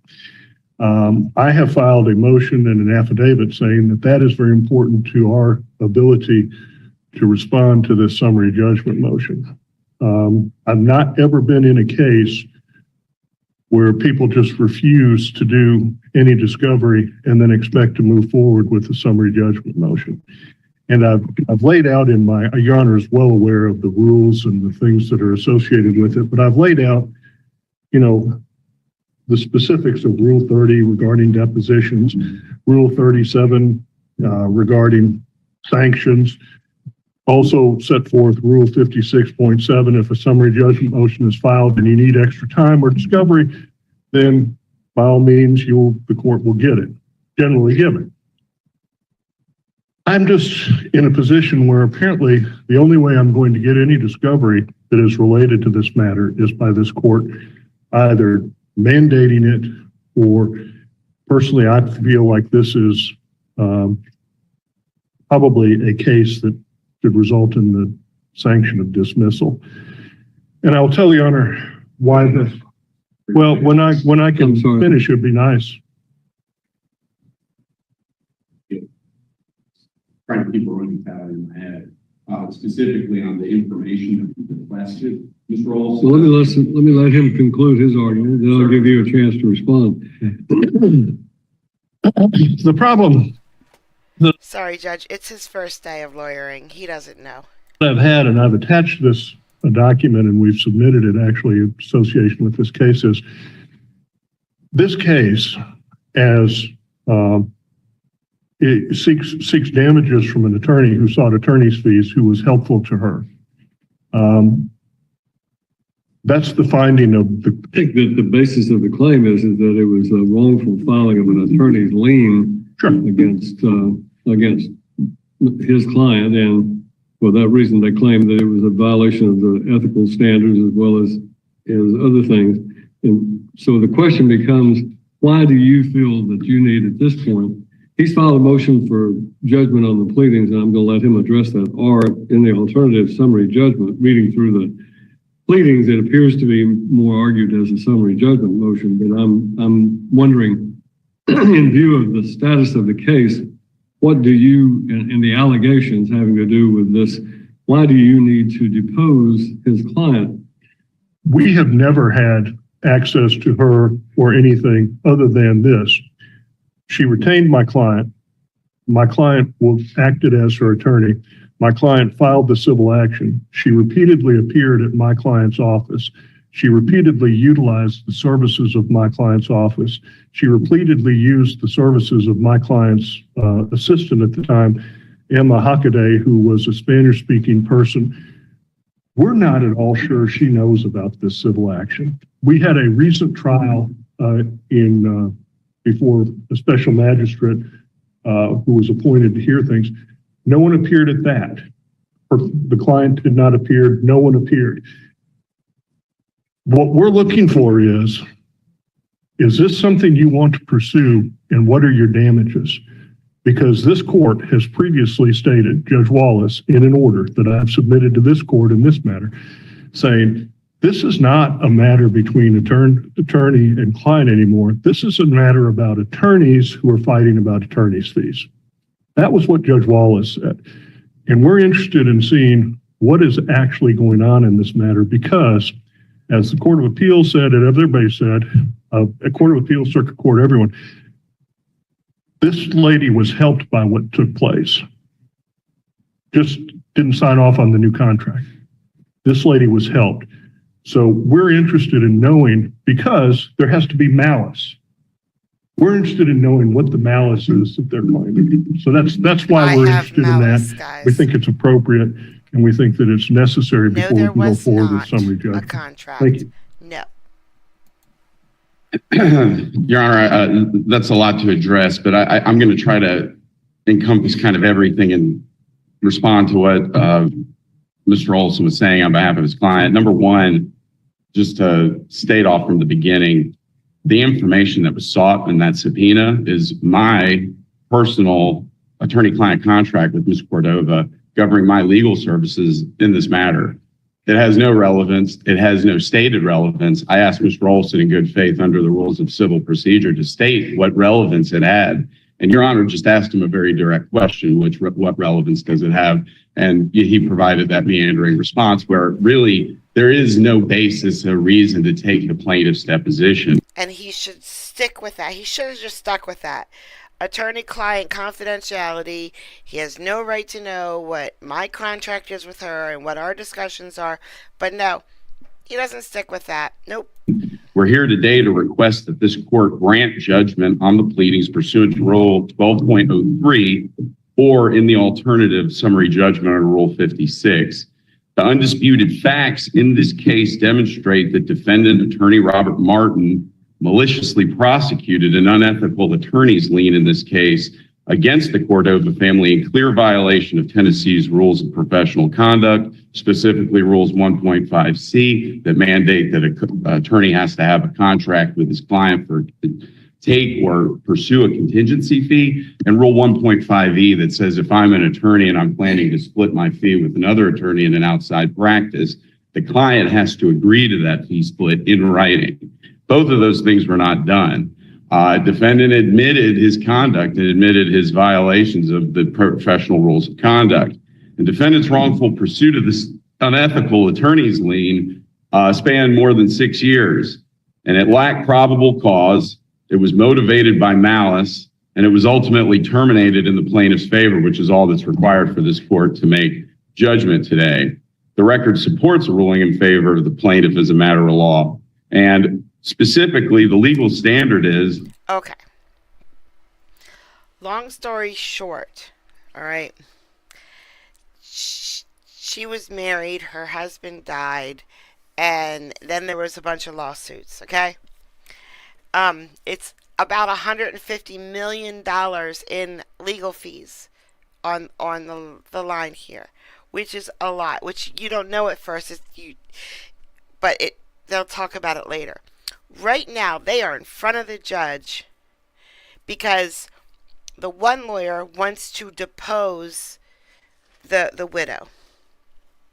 And the other lawyer is saying, no, do not answer any of his questions, none of that. That's the only reason why we are here. We are only here to see if she should get deposed. But they're lawyers. So they start talking about all of this other stuff. Yeah, we'll get there. We are going to get there. It's just going to take a while.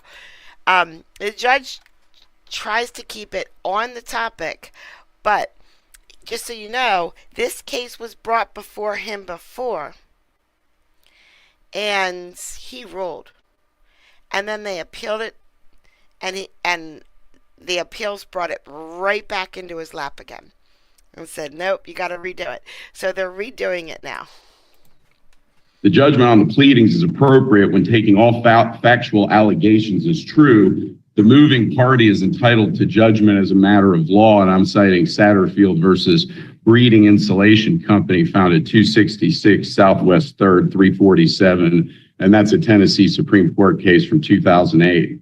Alternatively, summary judgment is warranted where there's no genuine issue of material fact, and the moving party is entitled to judgment as a matter of law.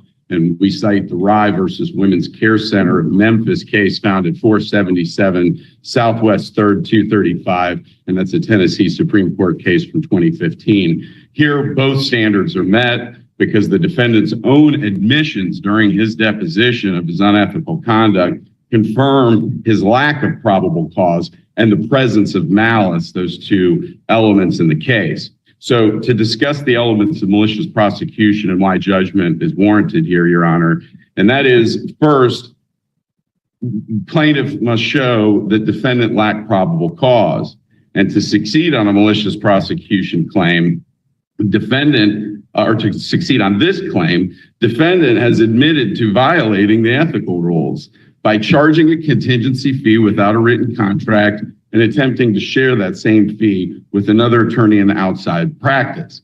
Now, all the defense that you heard from Mr. Olson, the claim of he didn't intend, he was always trying to help this lady, etc., all of that occurs before he is terminated from his representation and then makes his own proactive decision, knowing that his conduct violated the rules, the ethical rules. He decided to then file a lawsuit in the form of a lien against his client. And that went forward for 6 years. And throughout, replete, from the very beginning, the objection from the plaintiff, the Cordova family, was, you can't pursue an unethical lien interest. You know this is unethical. So finally, in 2002, as was litigated in the matter regarding the statute of limitations for this case, and it was remanded after the court said that this was a timely filed case, that when that was done, that the prosecution of Mr. Martin went from 2014 and until January of 2022, stopped his appeal and effectively abandoned his case. So these violations rendered the lien claim legally indefensible and unethical as a matter of law. And we cite in our brief the case of Beyer, spelled B-E-I-E-R, versus the Board of Professional Responsibility, and that's found at 610 Southwest 3rd, 425, and that's a 2019 Court of Appeals case that says a Tennessee attorney cannot lawfully pursue an unenforceable and unethical lien without probable cause. So that's the first element, defendant lacked probable cause. The second element that's covered with the information that's before. Fozzie, Maiko, stop making pretzels. Pay attention. The court today and replete in the record is that malice is inferred where a claim is pursued in bad faith or with reckless disregard for the truth. I'll say it again. Malice is inferred where a claim is pursued in bad faith or with reckless disregard for the truth. In this case, defendant attorney Martin pursued this lien for nearly 6 years, despite knowing the entire time with his counsel that it violated those ethical rules. And even after the lien claim was dismissed in 2020, the defendant initiated yet another baseless lawsuit against the plaintiff and her attorneys in 2022, which was subsequently filed, further evidencing his malice and bad faith. So again, Your Honor, just to illustrate, Mr. Martin, while all this is going on, the Court of Appeals has already got this remanded. He files a lawsuit, Mr. Martin versus his former client, which was ultimately non-suited by the other attorney, by Mr. Olson. But that just shows the malice that's present in this case. They still are filing lawsuits against their client. The defendant pursued, as I stated, this claim for 6 years, knowing it violated the ethical rules. And no reasonable attorney can persist in such conduct absent malicious intent. What the defendant, Mr. Martin, through his attorney, is asking this court to do is one day have a jury decide that it's okay, have a result where an attorney can claim an unethical lien, sue his client, pursue that client for an unethical lien, and then have it where that's not in bad faith. That attorneys can go after their clients in violation of the ethical rules. It's nonsensical. And that's why, again, the defendant acted with malice is covered, and clearly before the court, that portion of the requirement of malicious prosecution is met and judgment is warranted. Finally, the third component is the proceedings were terminated in the plaintiff's favor. The unethical attorney's lien sought by Mr. Martin was dismissed in its entirety on January 14th, 2020. And I apologize, Your Honor. I may have said 2022 earlier. I meant 2020 if I said 2022. The 2022 date was Mr. Martin's subsequent lawsuit that he filed against Ms. Cordova. That's when that occurred. The defendant abandoned his appeal, as I stated, establishing plaintiff, the Cordova family, as the prevailing party. And that satisfies the third and final element of malicious prosecution, and that is that the proceedings were terminated in the Cordova family's favor. So I wanted to just bring up and discuss briefly the statements of undisputed fact that were filed in response. And I will say to the court, this motion— interrupt you for a second. Sure, Your Honor. Mr. Olson is seeking to depose your client and basically argues that before I hear this motion for summary judgment or motion of judgment on the pleading / summary judgment, that he should be entitled to depose your client. And my question would be, why would he not be entitled, in your opinion, to depose your client before the rule obviously allows for the court to stay a motion for summary judgment under Rule 56 until all discovery is completed? And I'm well aware of this status of this case and the history of it. Easy answer is attorney-client privileges. You know, he doesn't get to know what my contract is with my client. He's not allowed to know that. That's not on the table. But he doesn't stick with that.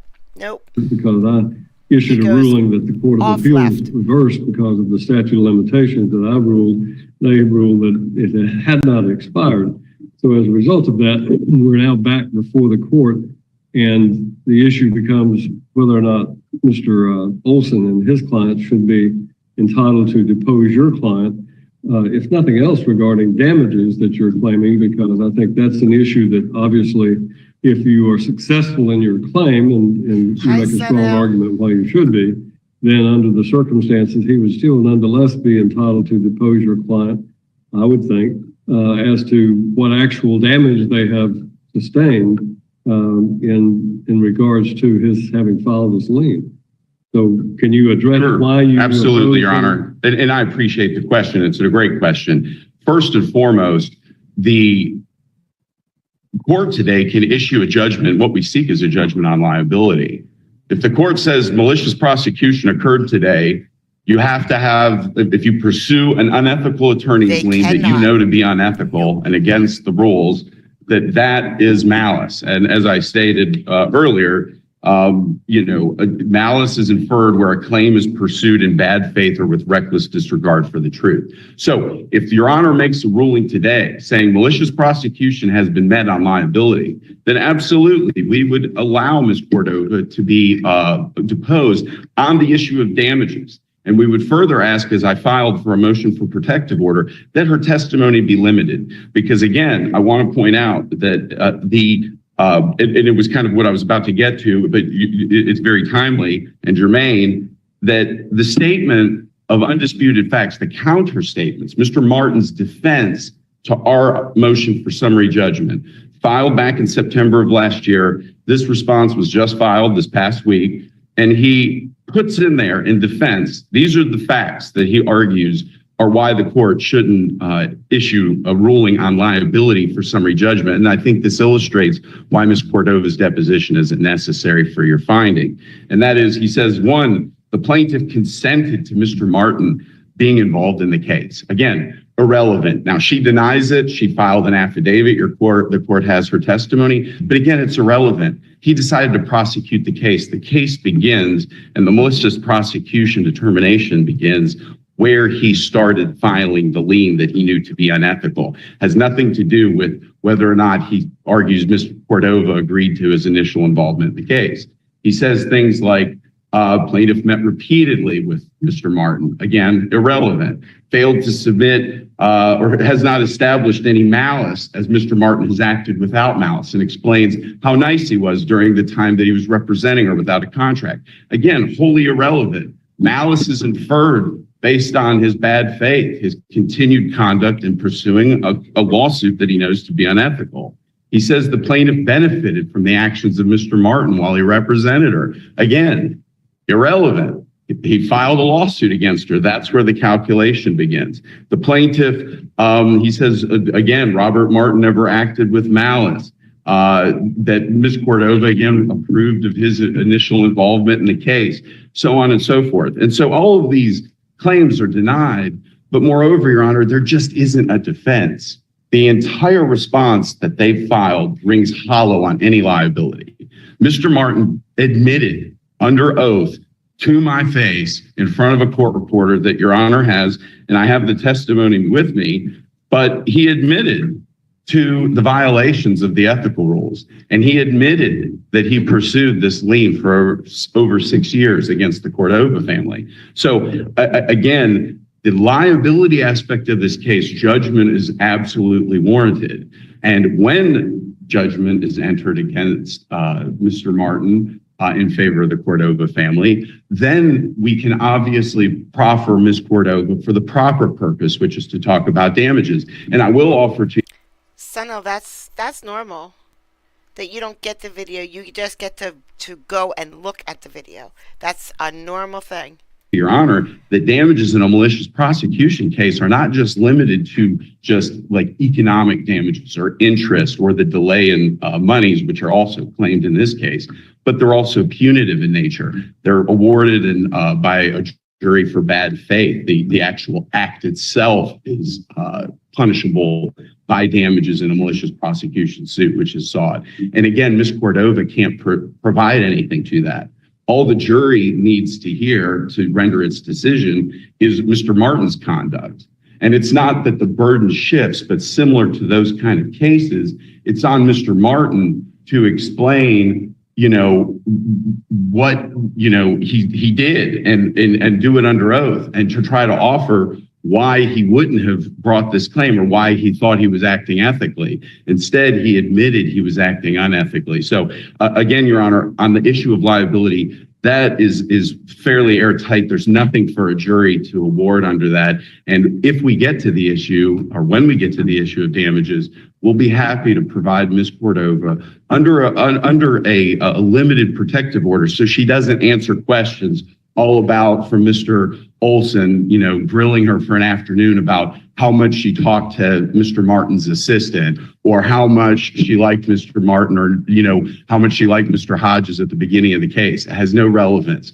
The only damages that can be asked are, when did you, for instance, not get your money? When did you assume you would get your money? When did you actually receive it? Sunil, give me your case number and your state. based on the lien that was filed. Things like that would be appropriate questions. We would absolutely proffer her for that testimony. But he wants to relitigate why Ms. Cordova fired Mr. Martin and thinks that he's going to be able to get up in front of a jury one day and say, Mr. Martin's a real nice guy. He was always trying to help Ms. Cordova. You know, you can't say that he was acting with malice because he was originally helping her as her attorney. That absolutely has nothing to do with it. So if I'm to make sure that the record is clear, your basis for your action against Mr. Martin is that, number one, you allege he violated the ethical rules by pursuing a claim on behalf of Ms. Cordova for a personal injury claim on a contingency basis without a written contract. I would only correct you just slightly, Your Honor, respectfully. I'm asking the question. Sure. I would move the start date from where you said, which was the where he was working with Ms. Cordova, to the time that he filed the lien. This malicious prosecution action only begins when he actually begins prosecution of that lien interest. And so that's when— Prosecution of the lien is based upon, so refresh my memory, the fact that he did not represent Ms. Cordova, did not have a written contract to represent her in the case, and did not have a written agreement to associate Gary Hodges as an associate attorney to handle or help with that case. Is that correct? Yes, but also adding, Mr. Hodges did have a contract with her. The allegation of Ms. Cordova was Mr. Hodges signed a contract with her. He did work for her doing her workers' comp case because there was a wrongful death workers' comp. Mr. Sergio Lopez was the decedent. He was at work at the time. So Mr. Hodges handled the workers' comp, and then at some point handed this file off to Mr. Martin. Ms. Cordova had no idea, and she says in her affidavit she never approved or hired Mr. Martin. She had hired Mr. Hodges. And so, to be clear, Mr. Hodges had the contract, and Mr. Martin doesn't get to make any kind of umbilical claim through Mr. Hodges' contract. He, as an individual attorney operating under the ethical rules, cannot somehow operate under the umbrella of Mr. Hodges' license or his contract. And the reason I'm asking that question is to make sure I'm understanding. The gravamen of your claim on behalf of Ms. Cordova against Mr. Martin is that he pursued a lien against her without a written contract or any other authority other than, like you say, an umbilical claim under Mr. Hodges' contract. Or more simply, that he knew to be unethical. And that's what this litigation stands for. It's very unique, but in Tennessee, the law, and this is a unique case, and I'm not saying that it's a one of first impression, but it's very unusual to have an attorney who knows his fee is unethical, knows he does not have a contract, knows he doesn't have these things, yet still files a lawsuit against his client and pursues it for over 6 years. So the facts are very unique in this case. However, the law in Tennessee should be and will be, we hope, after this case proceeds, that if you are an attorney and you know that you are attempting to collect something that's unethical and that you know violates the rules of professional conduct, that in so doing, you are committing the act of malice under malicious prosecution, because you cannot pursue an unethical lien in good faith.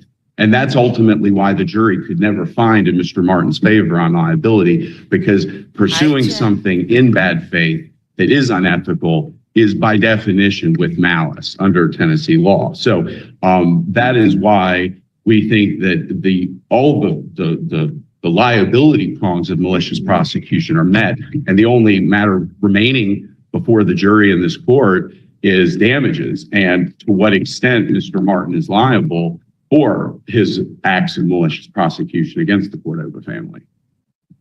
All right. Thank you, Your Honor. Mr. Olson? I've not had a chance to read counsel's filing. He gave it to me when I walked in. But I think that his argument, more than anything, indicates why we want to take the discovery deposition. Because what we really need to recognize here is, number one, all the money that was to be paid as an attorney's fee has been filed with this court, and the only dispute that is in existence right now is between the estate of Hodges and these attorneys who have sued Mr. Martin. So the question in my mind becomes, and it remains, why do we have this civil action when Mr. Martin never would receive a dime of money beyond what Mr. Hodges was to receive and simply was retained to be an assistant with regards to Mr. Hodges. The only problem that those two had was they were not at the time in a law practice together. They had been previously, and they worked together all the time on these cases. So the basic fact of the matter is Hodges took the case in, retained Martin, and Martin did everything that he was asked to do, and Hodges participated fully in litigating this case. At the end, there was an attorney's fees. Hodges has an interest in the attorney's fees. We recently had a trial, so to speak, about that. And Hodges was awarded $150,000 of the attorney's fees that are I'm wrong. I got the number wrong, guys. It was $150,000 in attorney's fees. $150,000, not $150 million. You know how women are. We exaggerate everything. His firm would receive the other it's still a fees, damn assuming lie. they've got a contract and all that, and I'm sure they do. That's fine. But there is no damage and there is no malice. And that's what makes the deposition, the discovery deposition of Miss Cordova so interesting and so important. My client sat for a deposition because I'm not in the practice of just saying you can't not obey the rules of civil procedure. We've sought the discovery deposition of Mrs. Cordova. That has not been produced.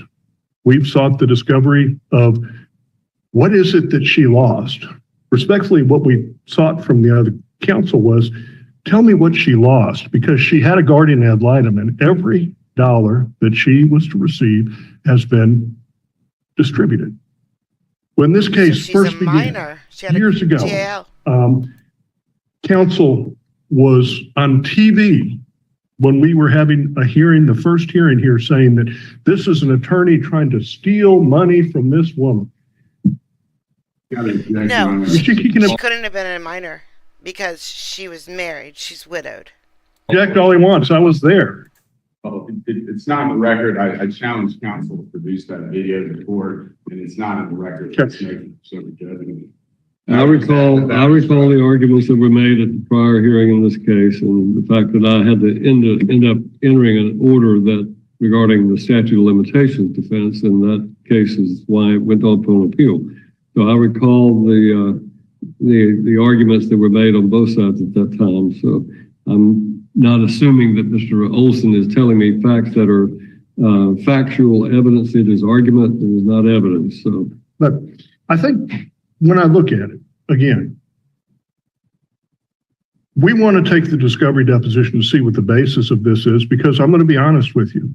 We think the basis of this is counsel is trying to attack Mr. Martin in a way to try and receive some benefit from against Mr. Hodges or something. I don't know what it is, because this woman suffered no damages, none. This court, Judge Wallace previously said, and I filed the order with this court from the other hearing, this is a dispute between attorneys. This has nothing to do with her. Counsel right here keeps saying that this is an attack by Martin on this lady. This lady has nothing to do with it. This lady has no dollar amount at issue. And I would invite you to look at the order that is attached to the affidavit of Mr. Martin. The Court of Appeals found that he was helpful. The Court of Appeals found no malice. There's no malice that has been demonstrated other than, oh, you filed this lien. That's not malice. So we're entitled to know, and we're entitled to find out what it is that this lady believes is malice, because there are things we believe that she will bring to bear that are helpful. And we have an adversary system that allows both parties to take discovery. We've been denied any discovery.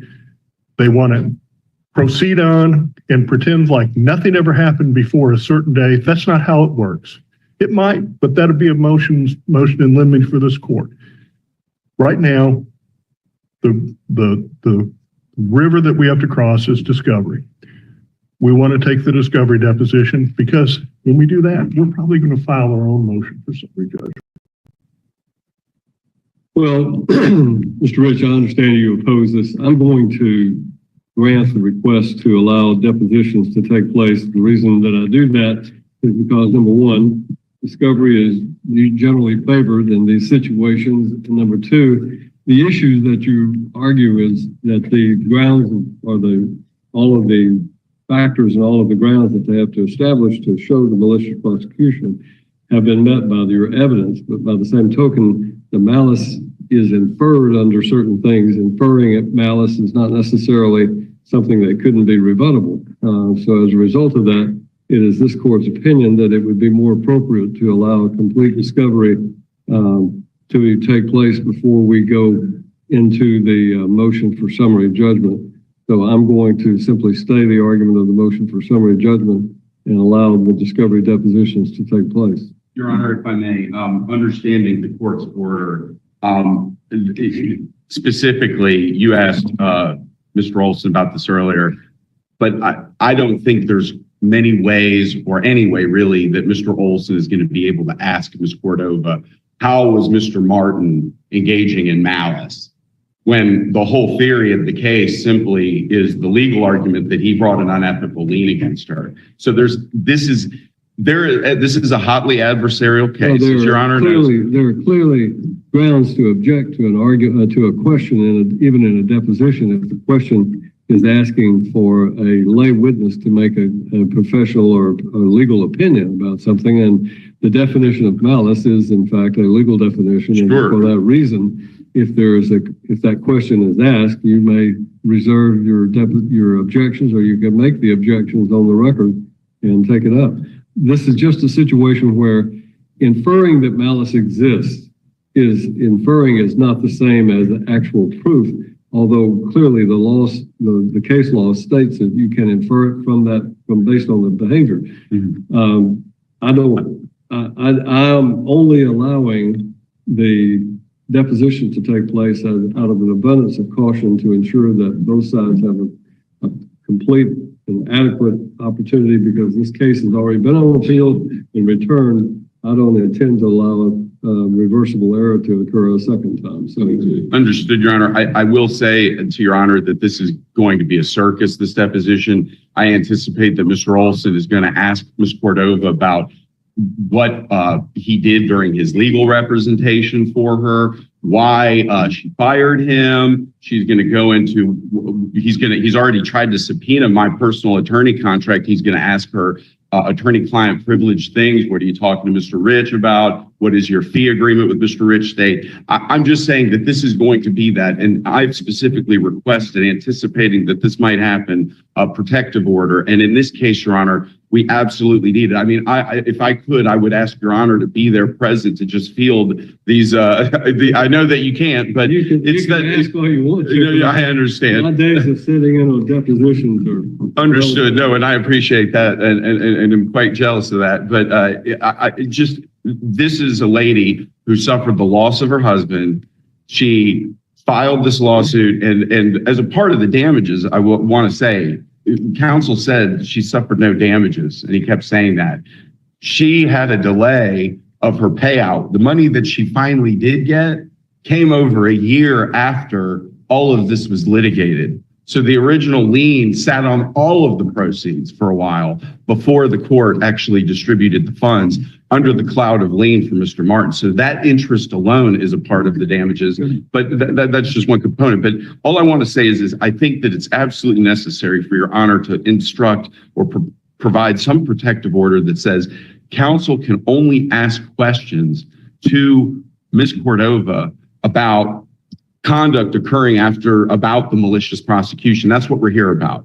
And and she already provided her deposition. Mr. Olson already took Ms. Cordova's deposition once. I have never taken. Excuse me. His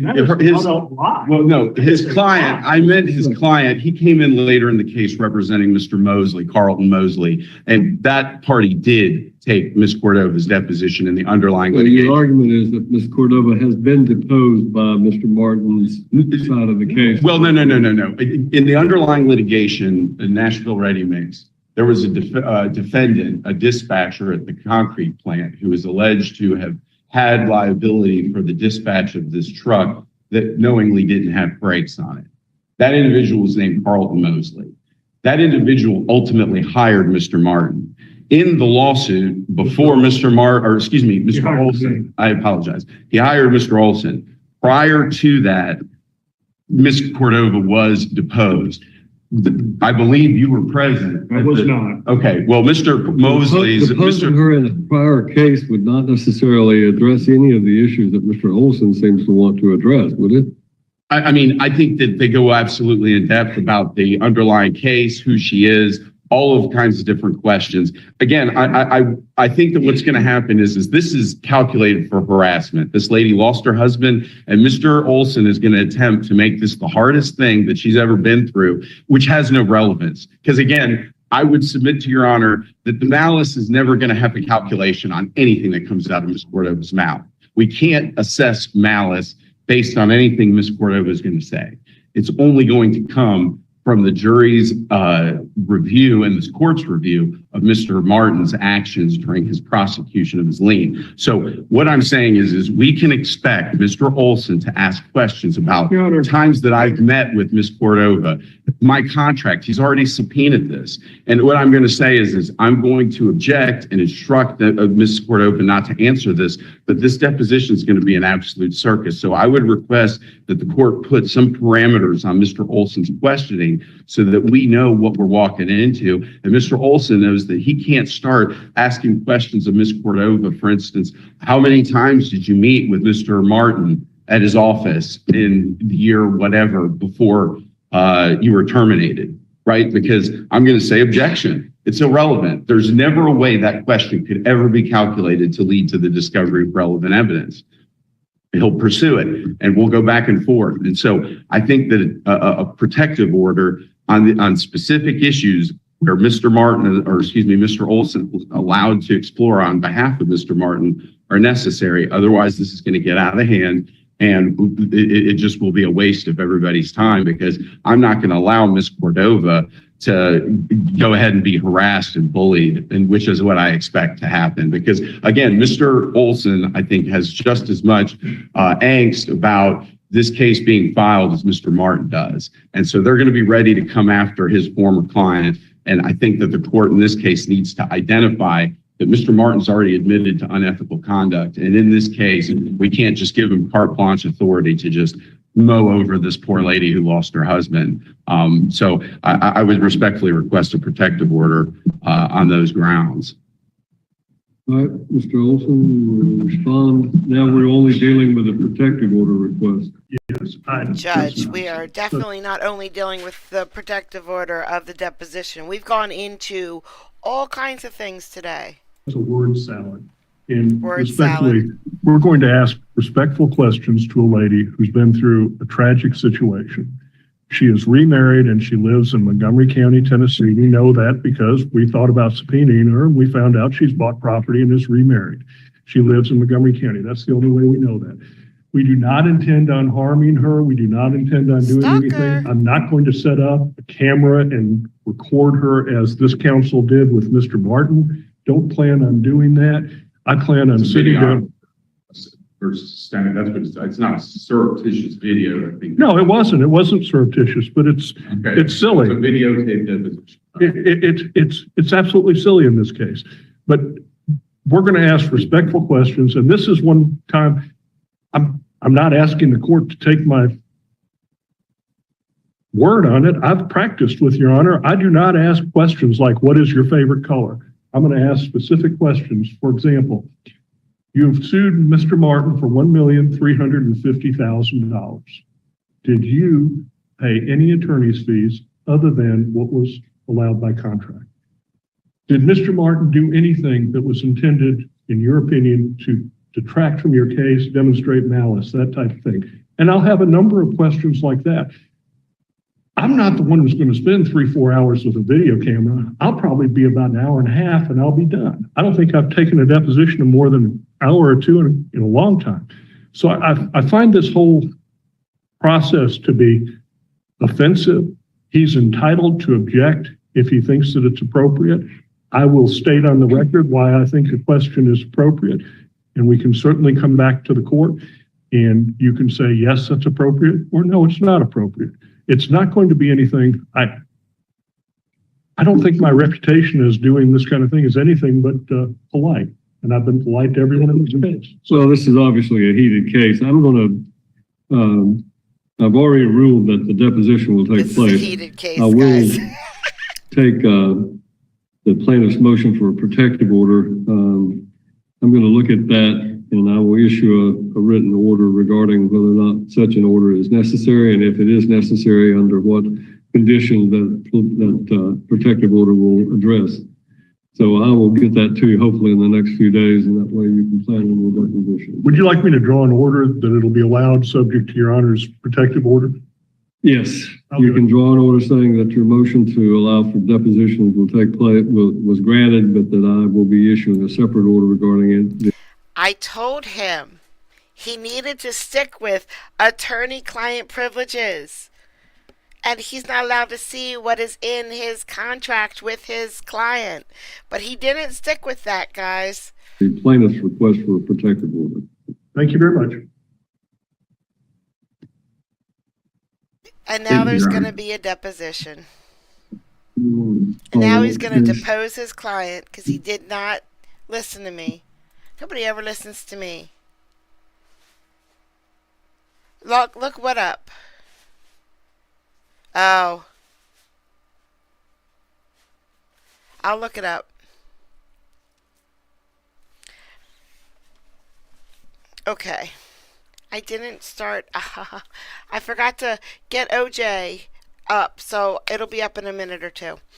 Thank you so much for coming out today, guys. I really, really, really appreciate it. Please try not to get a shank today. Please. Just try not to. I mean, you guys, yesterday I didn't shank anybody. And I wanted to because I worked a double yesterday because one of my coworkers went to Florida on vacation and he kept sending me pictures of his beer while I was working all day long all by myself. I would need a really long shank though if I was going to get someone in Florida. That's far away. Thanks for coming out. I'm going to start OJ in a minute, and then I'll see you there, or I'll see you in Judge Fleischer, or I'll see you again real soon. It's Monday. I have off today, so you never know what I'm going to do. I might do something, I might not do something. I don't know yet. I might just sleep.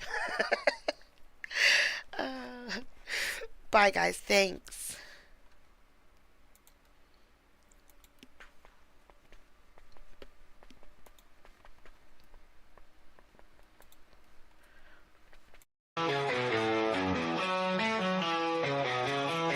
Got these life that goes digital dreams through the screen, her blue eyes gleam.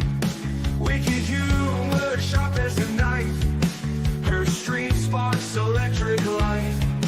Late night when the world sleeps, she's the friend that always keeps. Giggles roll like thunder loud. She stands out in any crowd. Kathy's laugh cuts through the gloom. Eyes blue like a summer's bloom. Her humor, dark and twisted, sharp. In a way, there's no alarm.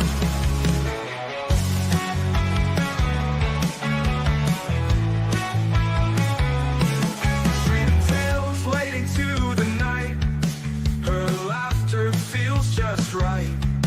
Even when my world turns gray, with a giggle, she lights the way. Her eyes hear a sky so blue.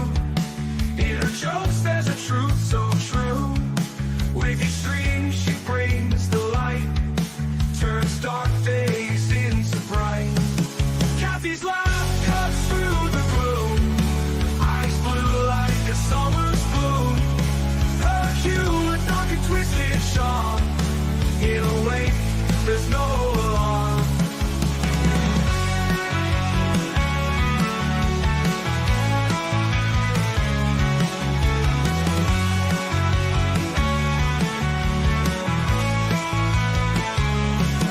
Streaming tales late into the night. Her laughter feels just right. Even when my world turns gray, With a giggle, she lights the way. Kathy's life.